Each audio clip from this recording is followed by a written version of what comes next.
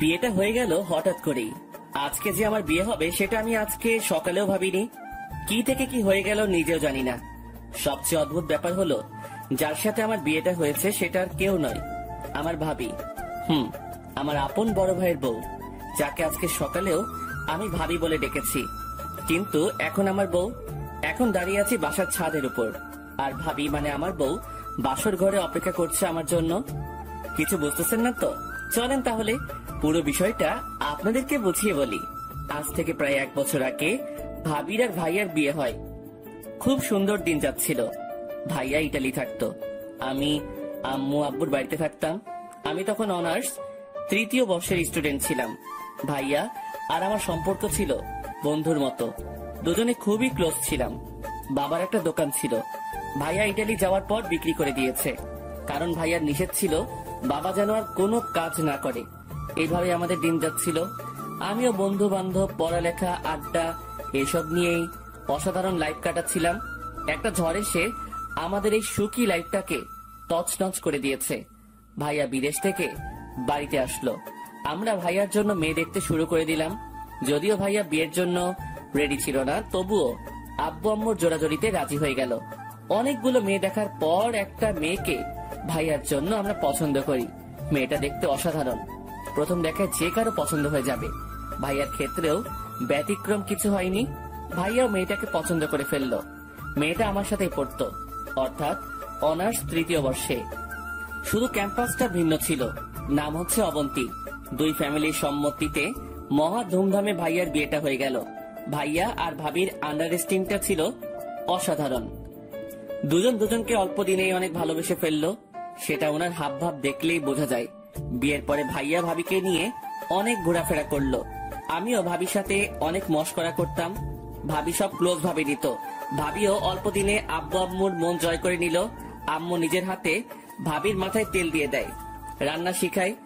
আব্বু আর আম্মু ভাবিকে কখনো ছেলের বউ হিসেবে দেখেনি, নিজের মেয়ের মতোই দেখেছে। ভাবির আব্বু আম্মুকে নিজের বাবা মায়ের মতোই সেবা যত্ন করত, সবকিছুতে হেল্প করত। ভাবি বাসায় আসার পর থেকে যেন বাসাটা অন্যরকম হয়ে গেল। খুব সুন্দরভাবে আমাদের দিন যাচ্ছিল। বিয়ের 2 মাস পরে ভাইয়ার ছুটি শেষ, তাই আবারও ইটালি চলে যেতে হবে। যদিও ভাইয়ার যাওয়ার মতো মন মানসিকতা ছিল না, কারণ নতুন বিয়ে করেছে, আরো কিছুদিন থাকার ইচ্ছা ছিল। বাট নিজের ক্যারিয়ার, ফ্যামিলির কথা চিন্তা করে ভাইয়া ইটালি চলে গেল। ভাইয়া চলে যাওয়ার পর প্রতিদিনই আমাদের সবার সাথে কথা হতো। আমি এটা ওটা বলে ভাইয়াকে খেপাতাম। এভাবে কিছুদিন চলে যায়। একদিন আমি কলেজ থেকে বাসায় আসছি, এমন সময় একটা বিদেশি নাম্বার থেকে কল আসে। আমি ভেবেছিলাম ভাইয়া কল দিয়েছে, কিন্তু না। আমি কলটা রিসিভ করলাম। হ্যালো ভাইয়া, কেমন আছিস? কিন্তু ওপাশ থেকে অন্য একটা লোক বলল, আমি আপনার ভাই না, আপনার নাম কি পারভেজ? আমি পারভেজ, বাট আপনি কে? আমাকে কিভাবে চিনেন? আমি তোমার ভাইয়ের বন্ধু, একসাথে কাজ করি। আমার নাম হচ্ছে রহিম। ও আচ্ছা, তো ভাইয়া কেমন আছে? কি ব্যাপার, চুপ করে আছেন কেন? ভাইয়া কেমন আছে? তোমার ভাই? আমার ভাই কি হয়েছে ভাইয়ার? তোমার ভাই আর বেঁচে নেই। কথাটা শোনার সাথে সাথে আমার পায়ের নিচ থেকে মাটি সরে যেতে লাগলো। আমি নিজেকে সামলাতে না পেরে মাটিতে বসে পড়ি। চোখ দুটো ঝাপসা হয়ে আসলো। কি বলছেন? এটা হতে পারে না। আমি সকালেও ভাইয়ের সাথে কথা বলেছি। ঠিকই বলছি। কিছুক্ষণ আগে তোমার ভাই ডিউটিতে যাচ্ছিল। প্রতিদিন আমি আর তোমার ভাই একসাথে কাজে যেতাম, কিন্তু আজকে আমার শিফট সকালে ছিল আর তোমার ভাইয়ের রাতে। একটু আগে বাস উল্টে তোমার ভাই সহ কোম্পানির প্রায় 13 জন লোক মারা যায়। বাকিদের অবস্থা খুব একটা ভালো না। না, আমার বিশ্বাস হয় না। আপনি ভালো করে দেখেন, আমার ভাইয়ের কিছু হয়নি। 2 দিনের মধ্যে লাশ দেশে পাঠিয়ে দেওয়া হবে। এ কথা বলেই রহিম ভাই কলটা কেটে দিল। আমি যেন পাথর হয়ে গেলাম। মুখ দিয়ে কোনো কথা আসছে না। আমি আব্বু আম্মুকে কি জবাব দিব? কি বলে বোঝাবো ভাবিকে? মাত্র 2 মাস পরে বিধবা হয়ে গেছে। এটা শুনলে ভাবি কি অবস্থা হবে? আব্বু আম্মুকে যদি বলি তোমাদের বড় সন্তান আর নেই, কি হবে ওনাদের? না, আমি আর কিছু ভাবতে পারছি না, মাথাটা ঘুরতেছে।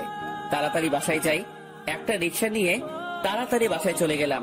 কলিং বেল দেওয়ার একটু পর ভাবি এসে দরজা খুলে দেয়। কি ব্যাপার, আজকে আমার দুষ্টু দেবরটা এত তাড়াতাড়ি বাসায় চলে আসছে কেন? নিশ্চয়ই কলেজ ফাঁকি দিয়েছে। ভাবির কথা শুনে আমার ভিতরটা আবারও মোচড় দিয়ে উঠলো। আমি কোনো কথা না বলে নিজের রুমে চলে গেলাম। দরজা লাগিয়ে দিয়ে ওয়াশরুমে চলে গেলাম। পানি ছেড়ে দিয়ে ইচ্ছে মতো কাঁপতে লাগলাম। অনেকক্ষণ পর বের হলাম। ভাবি আমার রুমের দরজায় টোকা দিতে লাগলো। কি ব্যাপার দেবর সাহেব, মন খারাপ কেন? কি হয়েছে? মনে মনে বললাম, কি হয়েছে সেটা যদি শুনেন তাহলে আপনি নিজেকে স্থির রাখতে পারবেন না। ভাবি যেন কিছু না বোঝে, সেজন্য বললাম, কিছু না। না না, কিছু তো একটা হয়েছে। চোখ মুখ লাল কেন? বললাম তো ভাবি, কিছু হয়নি। আচ্ছা, খেতে চলো, আব্বু আম্মু বসে আছে। আপনারা খেয়ে নেন, আমি খাবো না। ভাবি কিছু একটা বলতে চেয়েছিল, কিন্তু আমি তাড়াতাড়ি বাসা থেকে বেরিয়ে গেলাম। যেখানে যাই ভাইয়া স্মৃতিগুলো মনে পড়তে লাগলো। মনে হচ্ছে ভাইয়া আমার পাশে গল্প করতেছে। নিজেকে কোনোভাবে সান্ত্বনা দিতে পারতেছি না। রাতের বেলা রুমে বসে বসে ভাইয়ার ছবিগুলো দেখতেছি আর চোখ দিয়ে পানি ঝরতেছে। এমন সময় আম্মু আমার রুমে আসলো। কি রে, কি করিস? কিছু না। কাঁদতেছিস কেন? করি না, মনে হয় চোখে কিছু একটা পড়েছে। মিথ্যা বলবি না। তোর হাতে কার ছবি? আম্মু ছবিগুলো আমার হাত থেকে নিয়ে দেখে আমার আর ভাইয়ার ছবি, তারপর বলে, ভাইয়ের কথা মনে করে কাঁদতেছিস? আমি আর নিজেকে কন্ট্রোল করতে না পেরে আম্মুকে জড়িয়ে ধরে কাঁদতে শুরু করলাম। এই, হঠাৎ করে তোর কি হলো? কিছু না, ভাইয়াকে খুব মিস করতেছি। পাগল একটা, ওরে কল দিয়ে কথা বল। ও আচ্ছা, ভালো কথা। সকাল থেকে তোর ভাই কল দেয়নি। অবন্তী নাকি কল দিয়েছিল, বারবার মোবাইল অফ পাচ্ছে। তুই একটু দেখ তো। আমি হ্যাঁ সূচক মাথা নাড়ালাম। তারপর আম্মুর রুম থেকে চলে গেল। আমি আবারও ছবিগুলো দেখতে লাগলাম। এভাবে 2 দিন চলে গেল। আম্মু আব্বু ভাবি সবাই অনেক টেনশন করতেছে। ভাইয়ার কোনো খবর নাই। আমি জেনেও ওনাদের কিছু বলতে পারছি না। পরের দিন একটা অচেনা নাম্বার থেকে কল আসে। হ্যালো। আপনার নাম কি পারভেজ? জি, আপনি কে? আমি কাস্টম থেকে বলছি। আপনার ভাইয়ের লাশ এসেছে, এসে নিয়ে যান। আমি আর কোনো কিছু না বলে দৌড় দিলাম। একটা গাড়ি নিয়ে তাড়াতাড়ি এয়ারপোর্টে গেলাম। দেখলাম অনেকগুলো লাশ একসাথে শুয়াই রাখছে। দেখে এই ভিতরটা কেঁদে উঠলো। তারপর কয়েকজন পুলিশ লাশগুলোকে পোস্টমর্টেম করার জন্য লাশবাহী গাড়িতে উঠিয়ে হাসপাতালে নিয়ে গেল।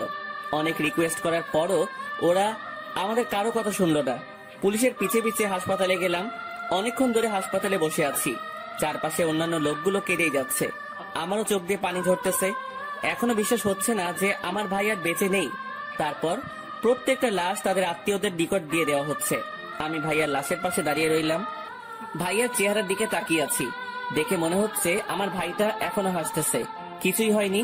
কি সুন্দর ঘুমাচ্ছে আমার ভাই। আমি ভাইয়ার দিকে তাকিয়ে কাঁদতেছি। এমন সময় কেউ একজন কাঁধের উপর হাত দেয়। ঝাপসা চোখে তাকিয়ে দেখি একজন ডাক্তার।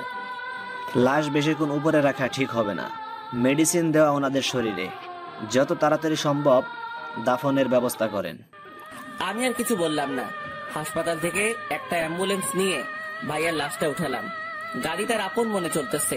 আমি আব্বু আম্মু আর ভাবিকে কি জবাব দিব? তারপর অ্যাম্বুলেন্স আমাদের বাসার সামনে গিয়ে দাঁড়ালো। অ্যাম্বুলেন্সের আওয়াজ শুনে আব্বু আম্মু ভাবি সহ আশেপাশের সবাই বাইরে আসলো। কিরে, অ্যাম্বুলেন্স কেন? আর এটা কার লাশ? আমাকে নামতে দেখে সবাই একটু অবাক হলো। আমি অ্যাম্বুলেন্সের পেছনে দরজাটা খুলে ভাইয়ার লাশটা বের করলাম। আম্মু আব্বু ভাবি সবাই এগিয়ে আসলো। আমি আর কোনো কথা না বলে ভাইয়ার মুখের উপরে থাকা সাদা কাপড়টা সরিয়ে দিলাম। ভাইয়াকে দেখে আম্মু একটা চিৎকার দিয়ে অজ্ঞান হয়ে যায়। বাবা এসে জড়িয়ে ধরে। ভাবি ঠাস করে বসে যায়। অঝোর ধারায় সবাই কান্না করতে থাকে। এরপর ভাইয়ার কাফন দাফন শেষ হয়। আমি আর বাবা অনেক সময় ভাইয়ার কবরের পাশে দাঁড়িয়েছিলাম। বাবা বাসায় আসতে চাইনি।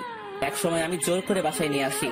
বাসায় আসার পর ভাবি আর আম্মু আমাকে জড়িয়ে ধরে অনেক কান্না করে। আমিও নিষেধ করিনি। আমি স্ট্রং ছিলাম, কারণ আমিও যদি ভেঙে পড়ি ফ্যামিলির কেউই হয়তো ভালো থাকবে না। সেদিন থেকে আমাদের পরিবারের মুখের হাসিটা উড়ে গেল। ভাবি একদম স্তব্ধ হয়ে যায়। ভাইয়া মারা যাওয়ার পর ফ্যামিলিতে ক্রাইসিস শুরু হয়, কারণ আগে ভাইয়ার টাকা দিয়ে সব খরচ হতো। আব্বুর দোকানটাও বিক্রি করে দিছে। আর আব্বুর এখন যে অবস্থা, তার দ্বারা কোনো কাজ করা পসিবল না। বাধ্য হয়ে আমি নেমে গেলাম জীবন যুদ্ধে। অনার্সটা শেষ না করার কারণে ভালো কোনো চাকরি পাইনি। একটা প্রাইভেট কোম্পানিতে চাকরি নেই। আমার কাজ হচ্ছে বাজারের প্রত্যেকটা দোকানে গিয়ে কার কি মাল লাগবে সেটা লিখে এনে মালগুলো আবার পৌঁছে দেওয়া, যাকে বলা হয় স্যার। ভাইয়ার কথা খুব মনে পড়তো। কত কষ্ট করে ভাইয়ার টাকা ইনকাম করতো, এখন হাড়ে হাড়ে টের পাচ্ছি। বেতন ছিল কম, মাত্র 8,000 টাকা, যেটা দিয়ে ফ্যামিলি কোনো মতো চললেও আব্বু আম্মুর মেডিসিন কেনা প্রায় অসম্ভব। তাই বন্ধুদেরকে বলে কয়েকটা টিউশনি নিয়ে নিলাম। সকাল 6টা থেকে রাত 11টা পর্যন্ত আমার এই যুদ্ধ চলতে থাকে। নিজের পড়ালেখা প্রায় শেষ করে দিলাম, কিন্তু ভাবিটা কন্টিনিউ রাখলাম। এর মাঝে ভাবির বাবা মা অনেকবার এসেছে আমাদের বাসায় ভাবিকে নিয়ে যাওয়ার জন্য, কিন্তু আব্বু ওনার হাত ধরে অনেক রিকোয়েস্ট করে ভাবিকে রেখে দেয়। ভাবিকে এত ভালোবাসতো যে অন্য কারো ঘরে পাঠানোর চিন্তাও আব্বু আম্মু করতো না। সেদিন আমি কাজ শেষ করে টিউশনি করিয়ে বাসায় আসলাম। রুমে গিয়ে কাপড় চেঞ্জ করে নিলাম, তখন বাবা আমার রুমে আসলো। আরে আব্বু, আসো, ভিতরে আসো। আমার পাশে বস। আমি গিয়ে বাবার পাশে বসলাম। বাবা আমার হাত ধরে বলল, তোর খুব কষ্ট হচ্ছে রে। আরে ধুর, এগুলো কি বলো? তোর জন্য আমরা কিছুই করতে পারিনি, তুই আমাদের মাফ করে দিস। আব্বু, তুমি কি পাগল হইছো? এগুলো কি বলো? আমার ফ্যামিলি আমি না দেখলে কে দেখবে? আর আমার কোনো কষ্ট হচ্ছে না। অবন্তের বাবা আসছিল, কি বললো? ওরে নিয়ে যেতে চাই। এভাবে নাকি দিন যায় না। তুমি কি বললে?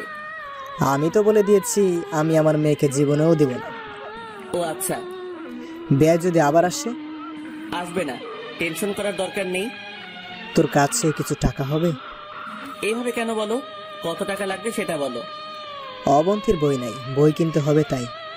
আমি মানি ব্যাগ চেক করে দেখলাম মাত্র 576 টাকা আছে, যেটা আমার পুরো মাসের পকেটও যাতায়াত খরচ। এটা যদি দিয়ে দেই তাহলে পুরো মাস পায়ে হেঁটে কাজ করতে হবে। ধুর, এত কিছু চিন্তা করে লাভ নেই।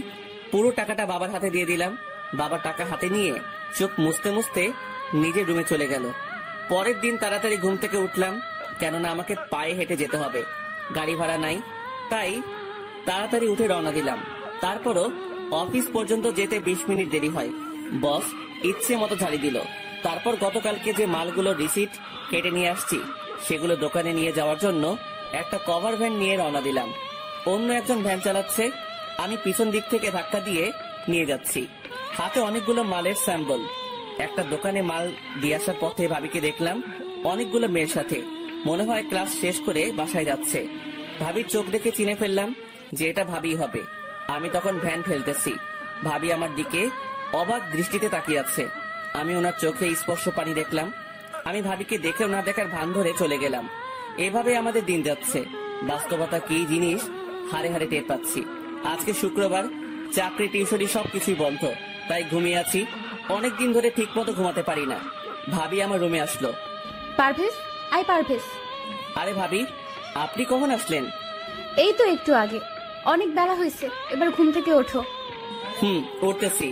আসলে শরীরটা কেমন যেন ব্যথা করতেছে, তাই ঘুমটা একটু বেশি হলো। তোমার খুব কষ্ট হচ্ছে তাই না? আরে ধুর, এগুলো কি বলেন? আমি তো সুন্দর লাইফ কাটাচ্ছি, কোনো প্রবলেম হচ্ছে না। আমি দেখেছি কেমন সুন্দর লাইফ কাটাচ্ছ। আচ্ছা, আপনার পড়ালেখার কি অবস্থা? মোটামুটি। তুমি আর পড়বে না? দেখি কি করা যায়। কলেজে যাওয়ার মতো তো সময় নাই। পরীক্ষাটা দিব, যদি কপালে পাশ লেখা থাকে তাহলে তো আলহামদুলিল্লাহ। আসো, খেয়ে নাও। আপনি যান, আমি ফ্রেশ হয়ে আসছি। তারপর ভাবি চলে গেল। আমি ফ্রেশ হয়ে নাস্তা করে নিলাম। এইভাবে আমাদের দিন যাচ্ছিল। এমন একটা লাইফ কাটাচ্ছি যেটাতে নিজের স্বাধীনতা বলে কিচ্ছু নাই। পরিবারের দিকে তাকিয়ে হাসি মুখে সব ত্যাগ করতে হয়। একদিন খেয়াল করে দেখলাম মায়ের শাড়িগুলো সব পুরাতন হয়ে গেছে। ভাবিও প্রতিদিন একটা ড্রেস গায়ে দিয়ে কলেজে যায়। বাবারও পাঞ্জাবিগুলোতে ময়লা জমে গেছে। ভাবির মোবাইলটা হাত থেকে পড়ে ভেঙে যায়। এরপর আর মোবাইল নেয়নি। তারপর লজ্জায় আর আমাদের কাউকে বলেনি। সবকিছু মিলিয়ে সবারই অবস্থা খারাপ। নিজের শখের জিনিসগুলো বিক্রি করে দিলাম। আমার কম্পিউটার, গিটার, হাতের ঘড়ি এবং শখের মোবাইলটাও বিক্রি করে দিলাম সবার অজান্তে। তারপর আব্বু আম্মু আর ভাবিকে নিয়ে শপিং এ গেলাম। আব্বুর জন্য কয়েকটা লুঙ্গি, পাঞ্জাবি আর গেঞ্জি নিয়ে নিলাম। আম্মুর জন্য শাড়ি, ছায়া, ব্লাউজ আরো টুকটাক জিনিস নিলাম। ভাবিকে ওনার পছন্দ মতো নিতে বললাম। উনি কয়েকটা 3 পিস, জুতা, কিছু কসমেটিক্স নিল। আম্মু বলল, তোর জন্য কিছু নিবি না? না, আমার সব আছে। তারপর ওনাদের বাইরে দাঁড় করিয়ে রেখে আমি একটা মোবাইলের দোকানে গেলাম। আমার জন্য একটা নর্মাল মোবাইল নিলাম আর ভাবির জন্য একটা স্মার্টফোন নিলাম। তারপর ওনাদেরকে নিয়ে বাসায় চলে আসলাম। রাতের বেলা সবাই আমার রুমে আসলো। কি ব্যাপার, সবাই একসাথে? কেন আসতে পারি না? আরে আসতে না পারার কি আছে, আসো। সবাই এসে বসলো। আমি ব্যাগ থেকে ভাবির জন্য কেনা মোবাইলটা ভাবির হাতে দিলাম। কি এটা? মোবাইলটা আপনার জন্য দিলাম। আমার তো এখন মোবাইলের কোনো দরকার নেই। টাকা নষ্ট করলেন কেন? সত্যি করে বলতো, তুই টাকা কোথায় পেলি?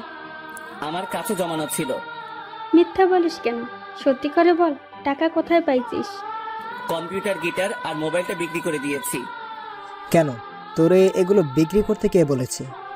তোমাদের সবার কাপড় চোপড় গুলো পুরাতন হয়ে গেছে, দেখতে তো খারাপ লাগে, সেই জন্য। তাই বলে এগুলো বিক্রি করে দিবে?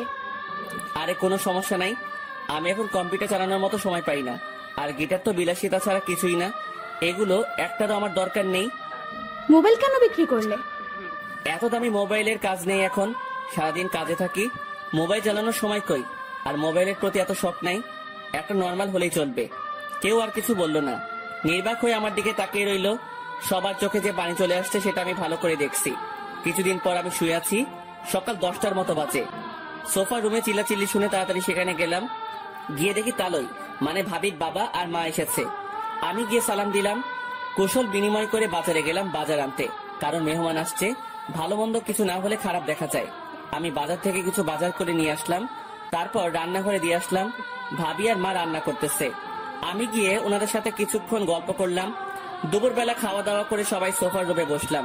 আমি বসিনি, আব্বু আম্মু আর ভাবির বাবা মা সবাই বসছে, মনে হয় কিছু বলবে। ভাবি দরজার পাশে ঘোমটা দিয়ে দাঁড়িয়ে আছে। কিছুক্ষণ পরই ভাবির আব্বু মানে আঙ্কেল বলল, দেখেন বিআই সাহেব, যে জন্য আমরা আসছিলাম, জি বিআই বলুন। আমার মেয়েটার বয়স খুব একটা বেশি না, এই বয়সে সে বিধবা হয়ে যাবে কল্পনাও করিনি। যাই হোক, আল্লাহ যা পছন্দ হয়েছে তাই করেছে। আমার মেয়েটা মাত্র 2 মাস জামাইয়ের সাথে ছিল, তারপর কি হলো সেটা তো জানেন। এখন কথা হচ্ছে, ওর তো একটা ভবিষ্যৎ আছে, এভাবে তো আর তার জীবন চলবে না। তো এখন কি করতে পারি? আপনাদের কিছু করতে হবে না, আমাদের মেয়েকে আমরা নিয়ে যাব, ওর অন্য জায়গায় বিয়ে দিয়ে দেব। এভাবে থাকলে তো আর হবে না। না বিআই, এটা করবেন না, আমার মেয়েকে আমার কাছ থেকে নিয়ে যাবেন না। দেখেন, আবেগ দিয়ে তো আর জীবন চলে না, বাস্তবতা মেনে নিতে হবে। এটা ঠিক যে আমার মেয়ের কপাল অনেক ভালো, আপনাদের মতো শ্বশুর শাশুড়ি পেয়েছে। খুব কম মেয়েই এরকম শ্বশুর শাশুড়ি পেয়ে থাকে। কিন্তু আপনারা তো আর ওর কিছু করতে পারবেন না, ও কি আপনাদের সাথে জীবন কাটাতে পারবে? আমাদেরও তো বয়স হয়েছে, মরতে তো হবেই। আপনাদের কিছু হয়ে গেলে আমার মেয়েটার কি হবে? কিন্তু এখানে তো ওর কোনো সমস্যা হচ্ছে না, সব ঠিকঠাক মতো আছে। সব আছে, বাট স্বামী তো নেই। একটা মেয়ে কি এইভাবে লাইফ কাটাতে পারে? আপনিই বলুন, আপনার মেয়ে হলে আপনি কি করতেন? আমি জানি আপনি অবন্তীকে অনেক ভালোবাসেন, নিজের মতোই দেখেন, কিন্তু অবন্তীকে আমরা আর এখানে থাকতে দিতে পারি না। অন্ততপক্ষে ওর বাবা হিসেবে এটা আমার দায়িত্ব। আমার মেয়ে আমার কাছেই থাকবে, আমি আমার মেয়েকে যেতে দেব না। আপনি এসব কি বলছেন? আমার এক ছেলে হয়তো আমাদের ছেড়ে চলে গেছে, কিন্তু আরেকজন তো আছে। আপনি না অবন্তীকে বাইরে বিয়ে দিতে চেয়েছেন, বাইরে দেওয়ার দরকার নেই, আমার ছোট ছেলের সাথেই ওর বিয়ে দেব। এবার তো আর বলতে পারবেন না যে আপনার মেয়ে বিধবা, ওর স্বামী নাই, এগুলো তো আর বলতে পারবেন না। আমি বাবার কথা শুনে চোখ বড় বড় করে ওনার দিকে তাকালাম। এটা কেমনে হয়? এখন আমি অবন্তীকে ভাবি বলে ডাকি, আর সে নাকি আমার? না, এটা কিছুতেই সম্ভব না। আমার মাথা ঘুরতেছে। হঠাৎ করে বাবা আমার দুহাত চেপে ধরে বলে, প্লিজ বাবা, তুই না করিস না, তুই অবন্তীকে বিয়ে কর আর মেয়েকে আমার কাছে থাকতে দে। প্লিজ বাবা, আমার অনুরোধটা রাখ, না হলে যে আমি মরেও শান্তি পাবো না। পারবেজ, বাবা মা প্লিজ না করিস না। আমি বাবার হাত ধরে হ্যাঁ সূচক মাথা নাড়ালাম। ভাবির দিকে তাকিয়ে দেখি উনি চোখ মুছতে মুছতে রুমে চলে গেল। ভাবির আম্মু বলল, বিআই, আপনি মানুষ না ফেরেশতা। একটা মানুষ এত ভালো হয় কেমনে? আমি নিজেও জীবনে আমার মেয়ের জন্য এত কিছু করিনি যেটা আপনি করলেন। আচ্ছা বেয়াই মশাই, বিয়েটা আজকেই হয়ে যাক, আমি কাজেই ডেকে নিয়ে আসি। আচ্ছা ঠিক আছে, আমি আমার ছেলেকে আর ছেলের বউকে আসতে বলি, আর অবন্তীকে বাইরে নিয়ে গিয়ে সাজিয়ে আনার জন্য বলবো। আচ্ছা, আমি বাজারে গেলাম। কোন রকম অনুষ্ঠান ছাড়াই বিয়েটা হয়ে গেল। ভাবিকে আজকে একটু অন্যরকম সুন্দর লাগছে। প্রথম বিয়ের চেয়েও বেশি। শুধু একটা জিনিসের অভাব, সেটা হচ্ছে মুখের হাসিটা। ভাইয়ার সাথে যখন বিয়ে হয়েছিল তখন ভাবির মুখে খুব সুন্দর হাসি ছিল। আজকে সব আছে, সেটাই নেই। হয়তো এমন কিছু হয়ে যাবে কল্পনাও করেনি। ছোটবেলা থেকে আমার অনেক ইচ্ছা ছিল খুব সুন্দর করে বিয়ের অনুষ্ঠান করব, ভালো একটা চাকরি পাওয়ার পর বিয়েটা করব। কিন্তু সবকিছু তো সবার কপালে থাকে না, আমার কপালেও হয়তো নেই। আকাশের দিকে তাকিয়ে ভাবছি জীবনে এমন একটা সময় আসবে আমি স্বপ্নেও ভাবিনি। ভাবিকে বিয়ে করতে হবে, তাও নিজের অজান্তে। এসব ভাবতে ভাবতে কখন যে চোখে পানি চলে আসলো টেরই পাইনি। কেউ একজন পেছন থেকে কাঁধের উপর হাত দেয়। তাকিয়ে দেখি বাবা। আব্বু, তুমি এখনো ঘুমাওনি?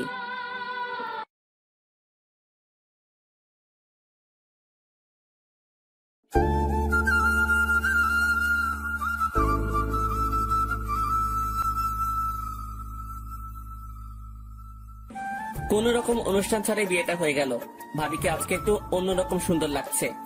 প্রথম বিয়ের চেয়েও বেশি। শুধু একটা জিনিসের অভাব, সেটা হচ্ছে মুখের হাসিটা। ভাইয়ার সাথে যখন বিয়ে হয়েছিল তখন ভাবির মুখে খুব সুন্দর হাসি ছিল। আজকে সব আছে, সেটাই নেই। হয়তো এমন কিছু হয়ে যাবে কল্পনাও করেনি। ছোটবেলা থেকে আমার অনেক ইচ্ছা ছিল খুব সুন্দর করে বিয়ের অনুষ্ঠান করব, ভালো একটা চাকরি পাওয়ার পর বিয়েটা করব। কিন্তু সবকিছু তো সবার কপালে থাকে না, আমার কপালেও হয়তো নেই। আকাশের দিকে তাকিয়ে ভাবছি জীবনে এমন একটা সময় আসবে আমি স্বপ্নেও ভাবিনি। ভাবিকে বিয়ে করতে হবে, তাও নিজের অজান্তে। এসব ভাবতে ভাবতে কখন যে চোখে পানি চলে আসলো টেরই পাইনি। কেউ একজন পেছন থেকে কাঁধের উপর হাত দেয়। তাকিয়ে দেখি বাবা। আব্বু, তুমি এখনো ঘুমাওনি? পৃথিবীর নিকৃষ্ট বাবার মধ্যে আমি একজন, যে অন্যের মেয়ের জন্য নিজের ছেলেকে কোরবানি দিলাম। তোর সাথে আমি অনেক বড় অন্যায় করেছি। এই বয়সে সবাই ঘোরাফেরা করতেছে, আর আমি তোর কাঁধে সব চাপ তুলে দিলাম। আবার তোর অমত থাকা সত্ত্বেও অবন্তীর সাথে তোর বিয়ে দিয়ে দিলাম। ধুর, তুমি এগুলো কি বলো? তোমার যেটা ভালো মনে হয়েছে সেটাই করেছো। অবন্তীকে অনেক ভালোবাসি রে। মেয়েটাকে ছাড়া ঘরটা কেমন যেন ফাঁকা ফাঁকা লাগে। যা, অনেক রাত হয়েছে, এবার ঘরে যা। মেয়েটা অনেকক্ষণ ধরে বসে আছে। আমি আর কোনো কথা না বলে নিচে চলে আসলাম। এসে রুমে চলে গেলাম। দরজা খুলে ভিতরে গিয়ে দেখি ভাবি, মানে অবন্তী ভাইয়া একটা ছবির দিকে তাকিয়ে কাঁদতেছে। আমার ঠিক কি করা উচিত কিছুই বুঝতেছি না। আমি খাটের পাশে গিয়ে দাঁড়িয়ে রইলাম। একটু পর ভাবি, না আর ভাবি বলবো না, কারণ সে এখন আমার স্ত্রী। বলল, পারভেজ, জি। তোমার সাথে কিছু কথা আছে। বলেন। আমি জানি তুমি ছেলেটা অনেক ভালো। তোমার মতো ছেলেকে স্বামী হিসেবে পাওয়া সত্যিই ভাগ্যের ব্যাপার, কিন্তু আমি তোমাকে কখনো স্বামী হিসেবে মানতে পারবো না। অবাক হয়ে ওনার দিকে তাকিয়ে রইলাম। তুমি তো জানোই তোমার ভাইকে আমি কতটা ভালোবাসি। তোমার ভাইয়ের জায়গায় আমি অন্য কাউকে জীবনেও কল্পনা করতে পারবো না। যেদিন প্রথম বউ সেজে তোমাদের বাসায় এসেছিলাম তখনই ওয়াদা করেছি তোমার ভাইকে ছাড়া জীবনে আর কারো দিকে তাকাবো না। আমার থেকে তোমার ভাই আমাকে বেশি ভালোবাসতো। কতটা ভালোবাসতো সেটা হয়তো কল্পনাও করা যাবে না। তুমি হয়তো আমাকে প্রশ্ন করতে পারো, আমি যদি অন্য কাউকে স্বামী হিসেবে না মানতে পারি তাহলে তোমাকে কেন বিয়ে করলাম? হ্যাঁ, এটার উত্তরও দিয়ে দিচ্ছি। তোমার সাথে বিয়ে না হলে অন্য কোথাও ঠিকই বাবা মা আমাকে বিয়ে দিয়ে দিত, কিন্তু আমি এখানে আব্বু আম্মু আর তোমার কাছ থেকে যে ভালোবাসা, আদর, যত্ন পেয়েছি অন্য কোথাও সেটা নাও পেতে পারি। আমার মনের অবস্থাটা তোমরা একটু হলেও বুঝবে, বাট অন্যরা বুঝবে না। জানো পারভেজ, আমি হচ্ছে পৃথিবীর সবচেয়ে বড় অভাগা। সুখ ঠিকই আসলো, কিন্তু কপালে লেখা ছিল না। তুমি আমাকে মাফ করে দিও। তোমার সুন্দর জীবনটা আমি নষ্ট করে দিলাম। জানো, আমার অনেক ইচ্ছা ছিল তোমার জন্য খুব সুন্দর একটা মেয়ে দেখব, তারপর তোমার সাথে বিয়ে দেব। আমরা যা হিসেবে নয়, বোন হিসেবে থাকতাম। একবার চিন্তা করো কত সুন্দর হতো আমাদের ফ্যামিলিটা। তুমি প্লিজ আমাকে মাফ করে দিও। আমি তোমাকে স্বামী হিসেবে মানতে পারছি না। অনেক রাত হয়েছে, ঘুমিয়ে পড়ুন। এটুকু বলেই বারান্দায় চলে গেলাম। এমন কিছু হবে আমি জীবনেও কল্পনা করিনি। আমি ভাবছি অন্য কোথাও অবন্তীর বিয়ে হয়ে গেলে সে সুখে থাকবে না। সবকিছু মানিয়ে নিতে একটু সময় লাগবে। আমার সাথে বিয়ে হয়ে গেলে হয়তো অবন্তীর কোনো আফসোস থাকতো না, কিন্তু কি ভাবলাম আর কি হয়ে গেল। আসলে সবকিছু সবার কপালে থাকে না। আমার কপালে যে এত খারাপ হবে আমি কখনো ভাবিনি। কত সুখেই না ছিলাম আমি, কিন্তু আজ সুখের চিহ্ন নাই। মনে মনে বাবার উপর রাগ হচ্ছে। ওনার আবেগ রাখতে গিয়ে আমার জীবনটাই শেষ। ভাইয়ার কথা খুব মনে পড়তেছে।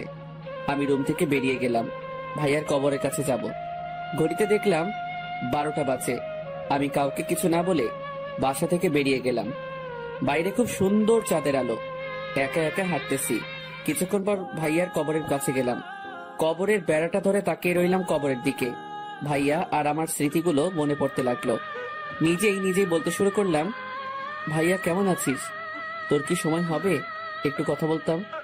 জানিস, তুই যে আমার মাথার উপর ছায়ার মতো ছিলি, এখন হাড়ে হাড়ে টের পাচ্ছি। যখন যেটা চেয়েছি সেটাই তুই আমাকে দিয়েছিস, কিন্তু দেখ আমি কি হতভাগা। তোর জন্য কিছুই করতে পারলাম না। তুই যখন ফ্যামিলি চালাইছিস, রাজার মতো চলেছি আমরা, অথচ দেখ আমি কিভাবে চালাচ্ছি। এক বেলা খেলে পরের বেলা না খেয়ে থাকতে হয়। বাবা মাকে আমি সুখে রাখতে পারছি না। জানিস ভাই, এখনো আমি কোনো জিনিস কিনলে তোর জন্য কিনে রাখি। আমি যেখানে যাই না কেন সব সময় যেন মনে হয় তুই আমার পাশেই আছিস। ভাই, তোর মনে আছে তুই যেদিন বাইক কিনেছিলি, চাবিটা আমার হাতে দিয়ে দিলি আর বললি বাইকটা আজ থেকে তোর। তুই আমার জন্য অনেক স্যাক্রিফাইস করেছিস, কিন্তু দেখ আমি কত বড় হারামি। তোর জন্য তো কখনো স্যাক্রিফাইস করিনি, বরং তোর বউটাকে নিজের বউ করে নিয়েছি। ভাই বিশ্বাস কর, আমি অনন্তীকে বউ হিসেবে কল্পনাও করিনি। তোর যাতে মনে কষ্ট না যায় সেজন্য আমি কখনো অবন্তীর দিকে খারাপ নজরেও তাকাইনি। তুই সবসময় আমাকে বলতি অবন্তীকে দেখে রাখতে, কিন্তু দেখ আমি কত বড় বেঈমান। দেখে রাখার নাম করে আমি নিজে ওরে বিয়ে করে ফেলেছি। ভাই, এই ভাই, আর একবার আমাদের মাঝে আয়। আমি যে আর পারছি না, মা বাবাকেও কিছু বুঝতে দিতেছি না, কারণ আমি যদি ভেঙে পড়ি তাহলে ওদের কি হবে। ভাই, আমি তোর সাথে অনেক বড় অন্যায় করেছি, তুই আমাকে মাফ করে দিস। আর কোনো কথা মুখ দিয়ে আসছে না, বারবার ভাইয়ার চেহারাটা চোখে ভাসতেছে। আরো কিছুক্ষণ কবরের পাশে থেকে বাসার দিকে হাঁটা দিলাম। ভাবতে লাগলাম আমি হয়তো একমাত্র ব্যক্তি যে বাসরাতে নিজের বউয়ের সাথে না থেকে একটা কবরস্থানের মধ্যে রাত কাটিয়ে দিল। বাসায় যাওয়ার পর দেখলাম অবন্তী এখনো নাক টেনে টেনে কাঁদতেছে। কি ব্যাপার, আপনি এখনো ঘুমাননি? কোথায় গিয়েছিলে? ছাদে। রাত অনেক হয়েছে, ঘুমিয়ে যান। তারপর আমি একটা বালিশ নিয়ে ফ্লোরে ঘুমিয়ে পড়লাম। সকালবেলা ফজরের আজানের সময় ঘুমটা ভেঙে যায়। আমি উঠে নামাজ পড়ার জন্য রেডি হচ্ছি। অবন্তীর দিকে তাকিয়ে দেখি বাচ্চাদের মতো ঘুমাচ্ছে। কিছুক্ষণ তাকিয়ে থাকলাম, তারপর বাসা থেকে বের হয়ে মসজিদে চলে গেলাম। নামাজ পড়ে এসে দেখি অবন্তীও উঠে গেছে। আমি ওয়াশরুমে গিয়ে গোসল করে নিলাম। কাজে চলে যেতে হবে, পকেটে কোনো টাকা নেই, তাই হেঁটেই যেতে হবে। তাড়াতাড়ি না গেলে বসের ঝাড়ি খেতে হবে। গোসল করে রেডি হয়ে রুম থেকে বের হলাম। দেখি মা রান্না করছে আর অবন্তী সেগুলো সাজিয়ে দিচ্ছে। বাবা বসে বসে খবরের কাগজ পড়তেছে। আমাকে এত সকাল সকাল রেডি হতে দেখে বলল, কি রে, তুই কই যাস? আব্বু, কাজে যাচ্ছি। কালকেও যাইনি। না আব্বু, বাসায় তো তেমন কোনো কাজ নাই, সো বসে থেকে কোনো লাভ নাই। আচ্ছা শোন, বলো। অবন্তী তো সামনে ফাইনাল পরীক্ষা, কলেজের তো ফিস বেতন সব রয়ে গেল। আচ্ছা, আমি রাতে দিয়ে দিব। কত টাকা হয়েছে আমাকে বলে দিও। সে কি আজকে কলেজে যাবে? যাবে। ওকে, তাহলে কলেজে গিয়ে কত টাকা হয়েছে সেটা জেনে আমাকে বলার জন্য বলিও। আচ্ছা ঠিক আছে। ওকে, আমি বের হচ্ছি। তারপর বেরিয়ে গেলাম। কি করব বুঝতেছি না। অবন্তীর ফাইনাল পরীক্ষা মানে তো আমারও ফাইনাল পরীক্ষা, কারণ অবন্তী আর আমি সেম ইয়ারেই পড়ি, শুধু ক্যাম্পাসটা ভিন্ন। যখন কলেজে নিয়মিত যাইতাম, টাকা খরচ করতাম, কত বন্ধু বান্ধব ছিল, আর এখন টাকাও নাই, বন্ধুও নাই। ফাইনাল এক্সাম চলে আসছে, অথচ কেউ একটু আমাকে জানালোও না। আমারও অনেক ইচ্ছা ছিল অনার্সটা অন্তত শেষ করা, কিন্তু কিভাবে কি করব? অবন্তীর টাকা দেওয়ার মতো টাকাও তো আমার হাতে নাই। প্রতিদিনের মতো গোডাউনে চলে গেলাম। বস সেখানে বসে আছে। আসসালামু আলাইকুম বস। কি অবস্থা মিস্টার পারভেজ, কালকে আসুনি যে? বস একটু কাজ ছিল। এত কি কাজ তোমার? এত কাজ হলে কি দরকার চাকরি করার? চুপ করে দাঁড়িয়ে আছি। যাও, আজকে সবগুলো মাল সেল করে আসবে, না হলে বেতন কেটে নিয়ে যাওয়া হবে। এখনো দাঁড়িয়ে আছি। কি ব্যাপার, দাঁড়িয়ে আছো কেন? কিছু বলবা নাকি? জি বস, একটা কথা ছিল। কি কথা? আমাকে যদি এই মাসে টাকাটা অগ্রিম দিতেন তাহলে অনেক উপকার হতো, আমার খুব দরকার। তোমার কাজ করার দরকার নাই, আসছে উনি কাজ ছাড়া টাকা নিতে। ভালো লাগলে কাজ করো, না হলে চলে যাও। ভালো লাগলে কাজ করো, না হলে চলে যাও। আমি আর কোনো কথা না বলে মালগুলো নিয়ে বেরিয়ে গেলাম। অবন্তীর পরীক্ষার টাকা কোথায় পাবো সেই চিন্তায় আমি শেষ। হাতের ঘড়িটা অনেক দামি ছিল, ভাইয়া ইটালি থেকে নিয়ে আসছিল। বাংলা টাকায় অনেক দাম, উপায় না পেয়ে সেটা বিক্রি করার সিদ্ধান্ত নিলাম। ভাইয়া শেষ চিহ্নটুকু বিক্রি করে দিলাম। কয়েকটা দোকানে মাল সেল দেওয়ার পর আইমানের সাথে দেখা। কি রে পারভেজ, তুই এগুলো কি করিস? আইমান বন্ধু তুই? হাই রে, কতদিন পর দেখা। কি অবস্থা তোর? আমি তো আছি, তুই এগুলো কি করিস? চাকরি নিয়েছি। দূর বেটা, এটা কোনো চাকরি হলো? আর তোর বাবা ইনকাম করে, ভাইয়া ইনকাম করে, তুই এগুলো কেন করিস? তোর তো রাজার হালে থাকার কথা। ছিলাম, বাট এখন প্রজেক্ট থেকেও আমার অবস্থা খারাপ। কেন, কি হয়েছে? সবকিছু বললাম। কি বলিস তুই? তোর পড়ালেখা শেষ করে দিলাম। আমি পড়তে গেলে অবন্তীর আর পড়া হবে না। 2 জায়গায় টাকা দেওয়ার মতো অত টাকা আমার কাছে নাই। তোর রেজিস্ট্রেশন করা আছে? বাট সেটা দিয়ে আর কি হবে? তোর পরীক্ষার টাকা আমি দেবো, তুই পরীক্ষা দে। ধন্যবাদ, বাট আমি টাকা নিতে পারবো না। কেন? দেখ, আমার টাকা নাই এটা সত্য, কিন্তু কারো করুণা নেওয়ার মতো ছেলে আমি না, সেটা তুই ভালো করেই জানিস। আজকে যদি তোর ভাই দিত তাহলে কি বলতি? ভাই তোর প্রতি করুণা করছে। মনে করে এখন আমিই তোর ভাই, তাই টাকাটা দিচ্ছি। কিন্তু মনে রাখিস, একবারে দিচ্ছি না, তুই ভালো কোনো চাকরি পেলে আমার টাকা দিয়ে দিবি। ওকে। চল কলেজে যাই, সবকিছু ঠিক করে আসি। না দোস্ত, তুই যা, আমার এগুলো সেল করতে হবে। তুই গিয়ে আমার নামে টাকা জমা দিয়ে দিস। আচ্ছা ঠিক আছে, ভালো থাকিস, আমি আবার দেখা করব। ওকে, তুই বাসায় আসিস। এরপর আইমান চলে যায়। মনের মধ্যে একটু শান্তি আসলো। তারপর বাকিগুলো মাল বিক্রি করে বসের কাছ থেকে টাকা আর ঘড়ি বিক্রি করার টাকা নিয়ে টিউশনিতে গেলাম। সেখানেও অগ্রিম টাকা নিলাম, সব মিলিয়ে 6000।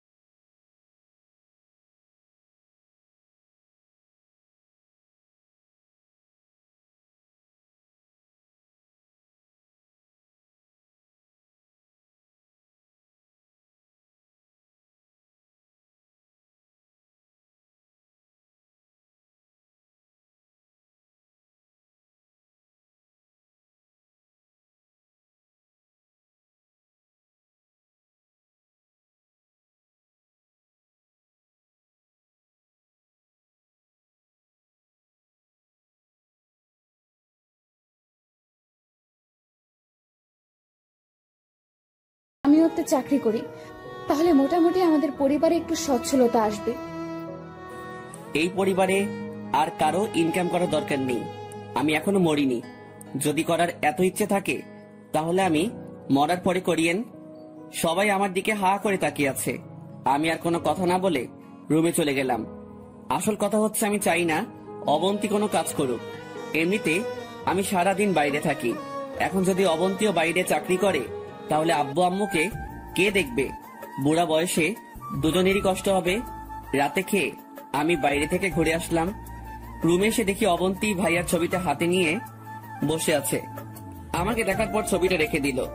আমি বিছানা থেকে একটা বালিশ আর কাঁথা নিয়ে ফ্লোরে শুয়ে পড়লাম। পারভেজ, একটা কথা বলতাম। বলেন। তুমি খাটে থাকো, আমি ফ্লোরে ঘুমাই। সারাদিন কাজ করে আসছো, এখন ফ্লোরে ঘুমালে হয়তো ঘুম আসবে না। আমি কাপুরুষ নই যে একটা মেয়ে মানুষকে নিচে ঘুমাতে দিয়ে আমি নিজে খাটে ঘুমাবো। আপনি ঘুমান, এমনিতে অনেক রাত হইছে। আর কোনো কথা না বলে ফ্লোরে ঘুমিয়ে গেলাম। সকালে ঘুম থেকে উঠে দেখি অবন্তী গোসল করে আয়নার সামনে বসে চুল ঠিক করছে। ভেজা চুলে একটু অন্যরকম সুন্দর দেখাচ্ছে। আমি দেখেও না দেখার ভান ধরে শুয়ে রইলাম। পরে মনে হলো যে পায়ে হেঁটে কাজ করতে হবে। রোমান্টিক মুডে থাকার মতো সময় নাই। উঠে ফ্রেশ হয়ে গোসল করে রেডি হয়ে বেরিয়ে গেলাম। আজকেও অনেকগুলো মাল নিয়ে কভার ভ্যান ঠেলতে শুরু করলাম। মনে মনে ভাবতে লাগলাম, অবন্তী কেন আমাকে মেনে নিচ্ছে না? যেখানে আমি ওকে মেনে নিব না, সেখানে তার উল্টোটা হচ্ছে। এভাবে দিন যেতে লাগলো। বিয়ে করেও আমার আর অবন্তীর সম্পর্ক ভাবি দেবরের মতোই রয়ে গেল। মাঝে মাঝে অবন্তীর উপর অনেক রাগ হয়। কি করব কিছুই বুঝতে পারছি না। আব্বু আম্মুর জন্য আজকে আমার এই অবস্থা। দেশে মেয়ের অভাব পড়েছে যে আমাকে ভাবিকে বিয়ে করতে হলো। সারাদিন কাজ করে এসে আবার রাতে ফ্লোরে ঘুম। জীবনটা অসহ্য লাগছে। পরের দিন কাজে গেলাম, শরীরটা ভালো লাগছে না, মনে হচ্ছে জ্বর আসবে।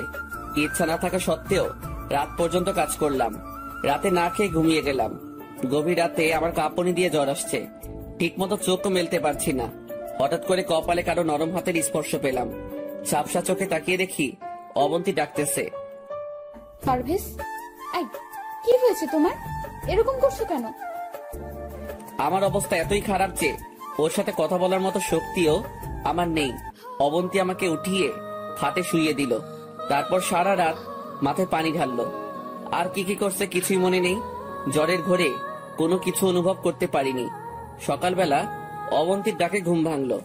তাকিয়ে দেখি আব্বু আম্মু সবাই বসে আছে। অবন্তী নাস্তা হাতে দাঁড়িয়ে আছে। তারপর নিজের হাতে খাইয়ে দিয়ে মেডিসিন খাইয়ে দিল। এখন কেমন লাগছে? ভালো। তোমরা খেয়েছো? ঠিক মতো খাওয়া দাওয়া করিস না, তাই এমন হলো। ডাক্তার বলেছে কয়েকদিন রেস্টে থাকতে। ডাক্তার কখন আসলো? আরও আগে তুই ঘুমেছিলি। অবন্তী কল দিয়ে আসতে বলেছি। সরি।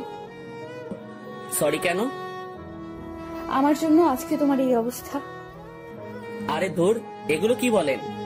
আপনার জন্য হবে কেন? ফ্লোরে ঘুমানোর কারণে এমন হয়েছে। প্লিজ তুমি খাটে ঘুমাও, আমি নিচে ঘুমাচ্ছি। দরকার নাই। আমার জন্মই হয়েছে নিচে ঘুমানোর জন্য।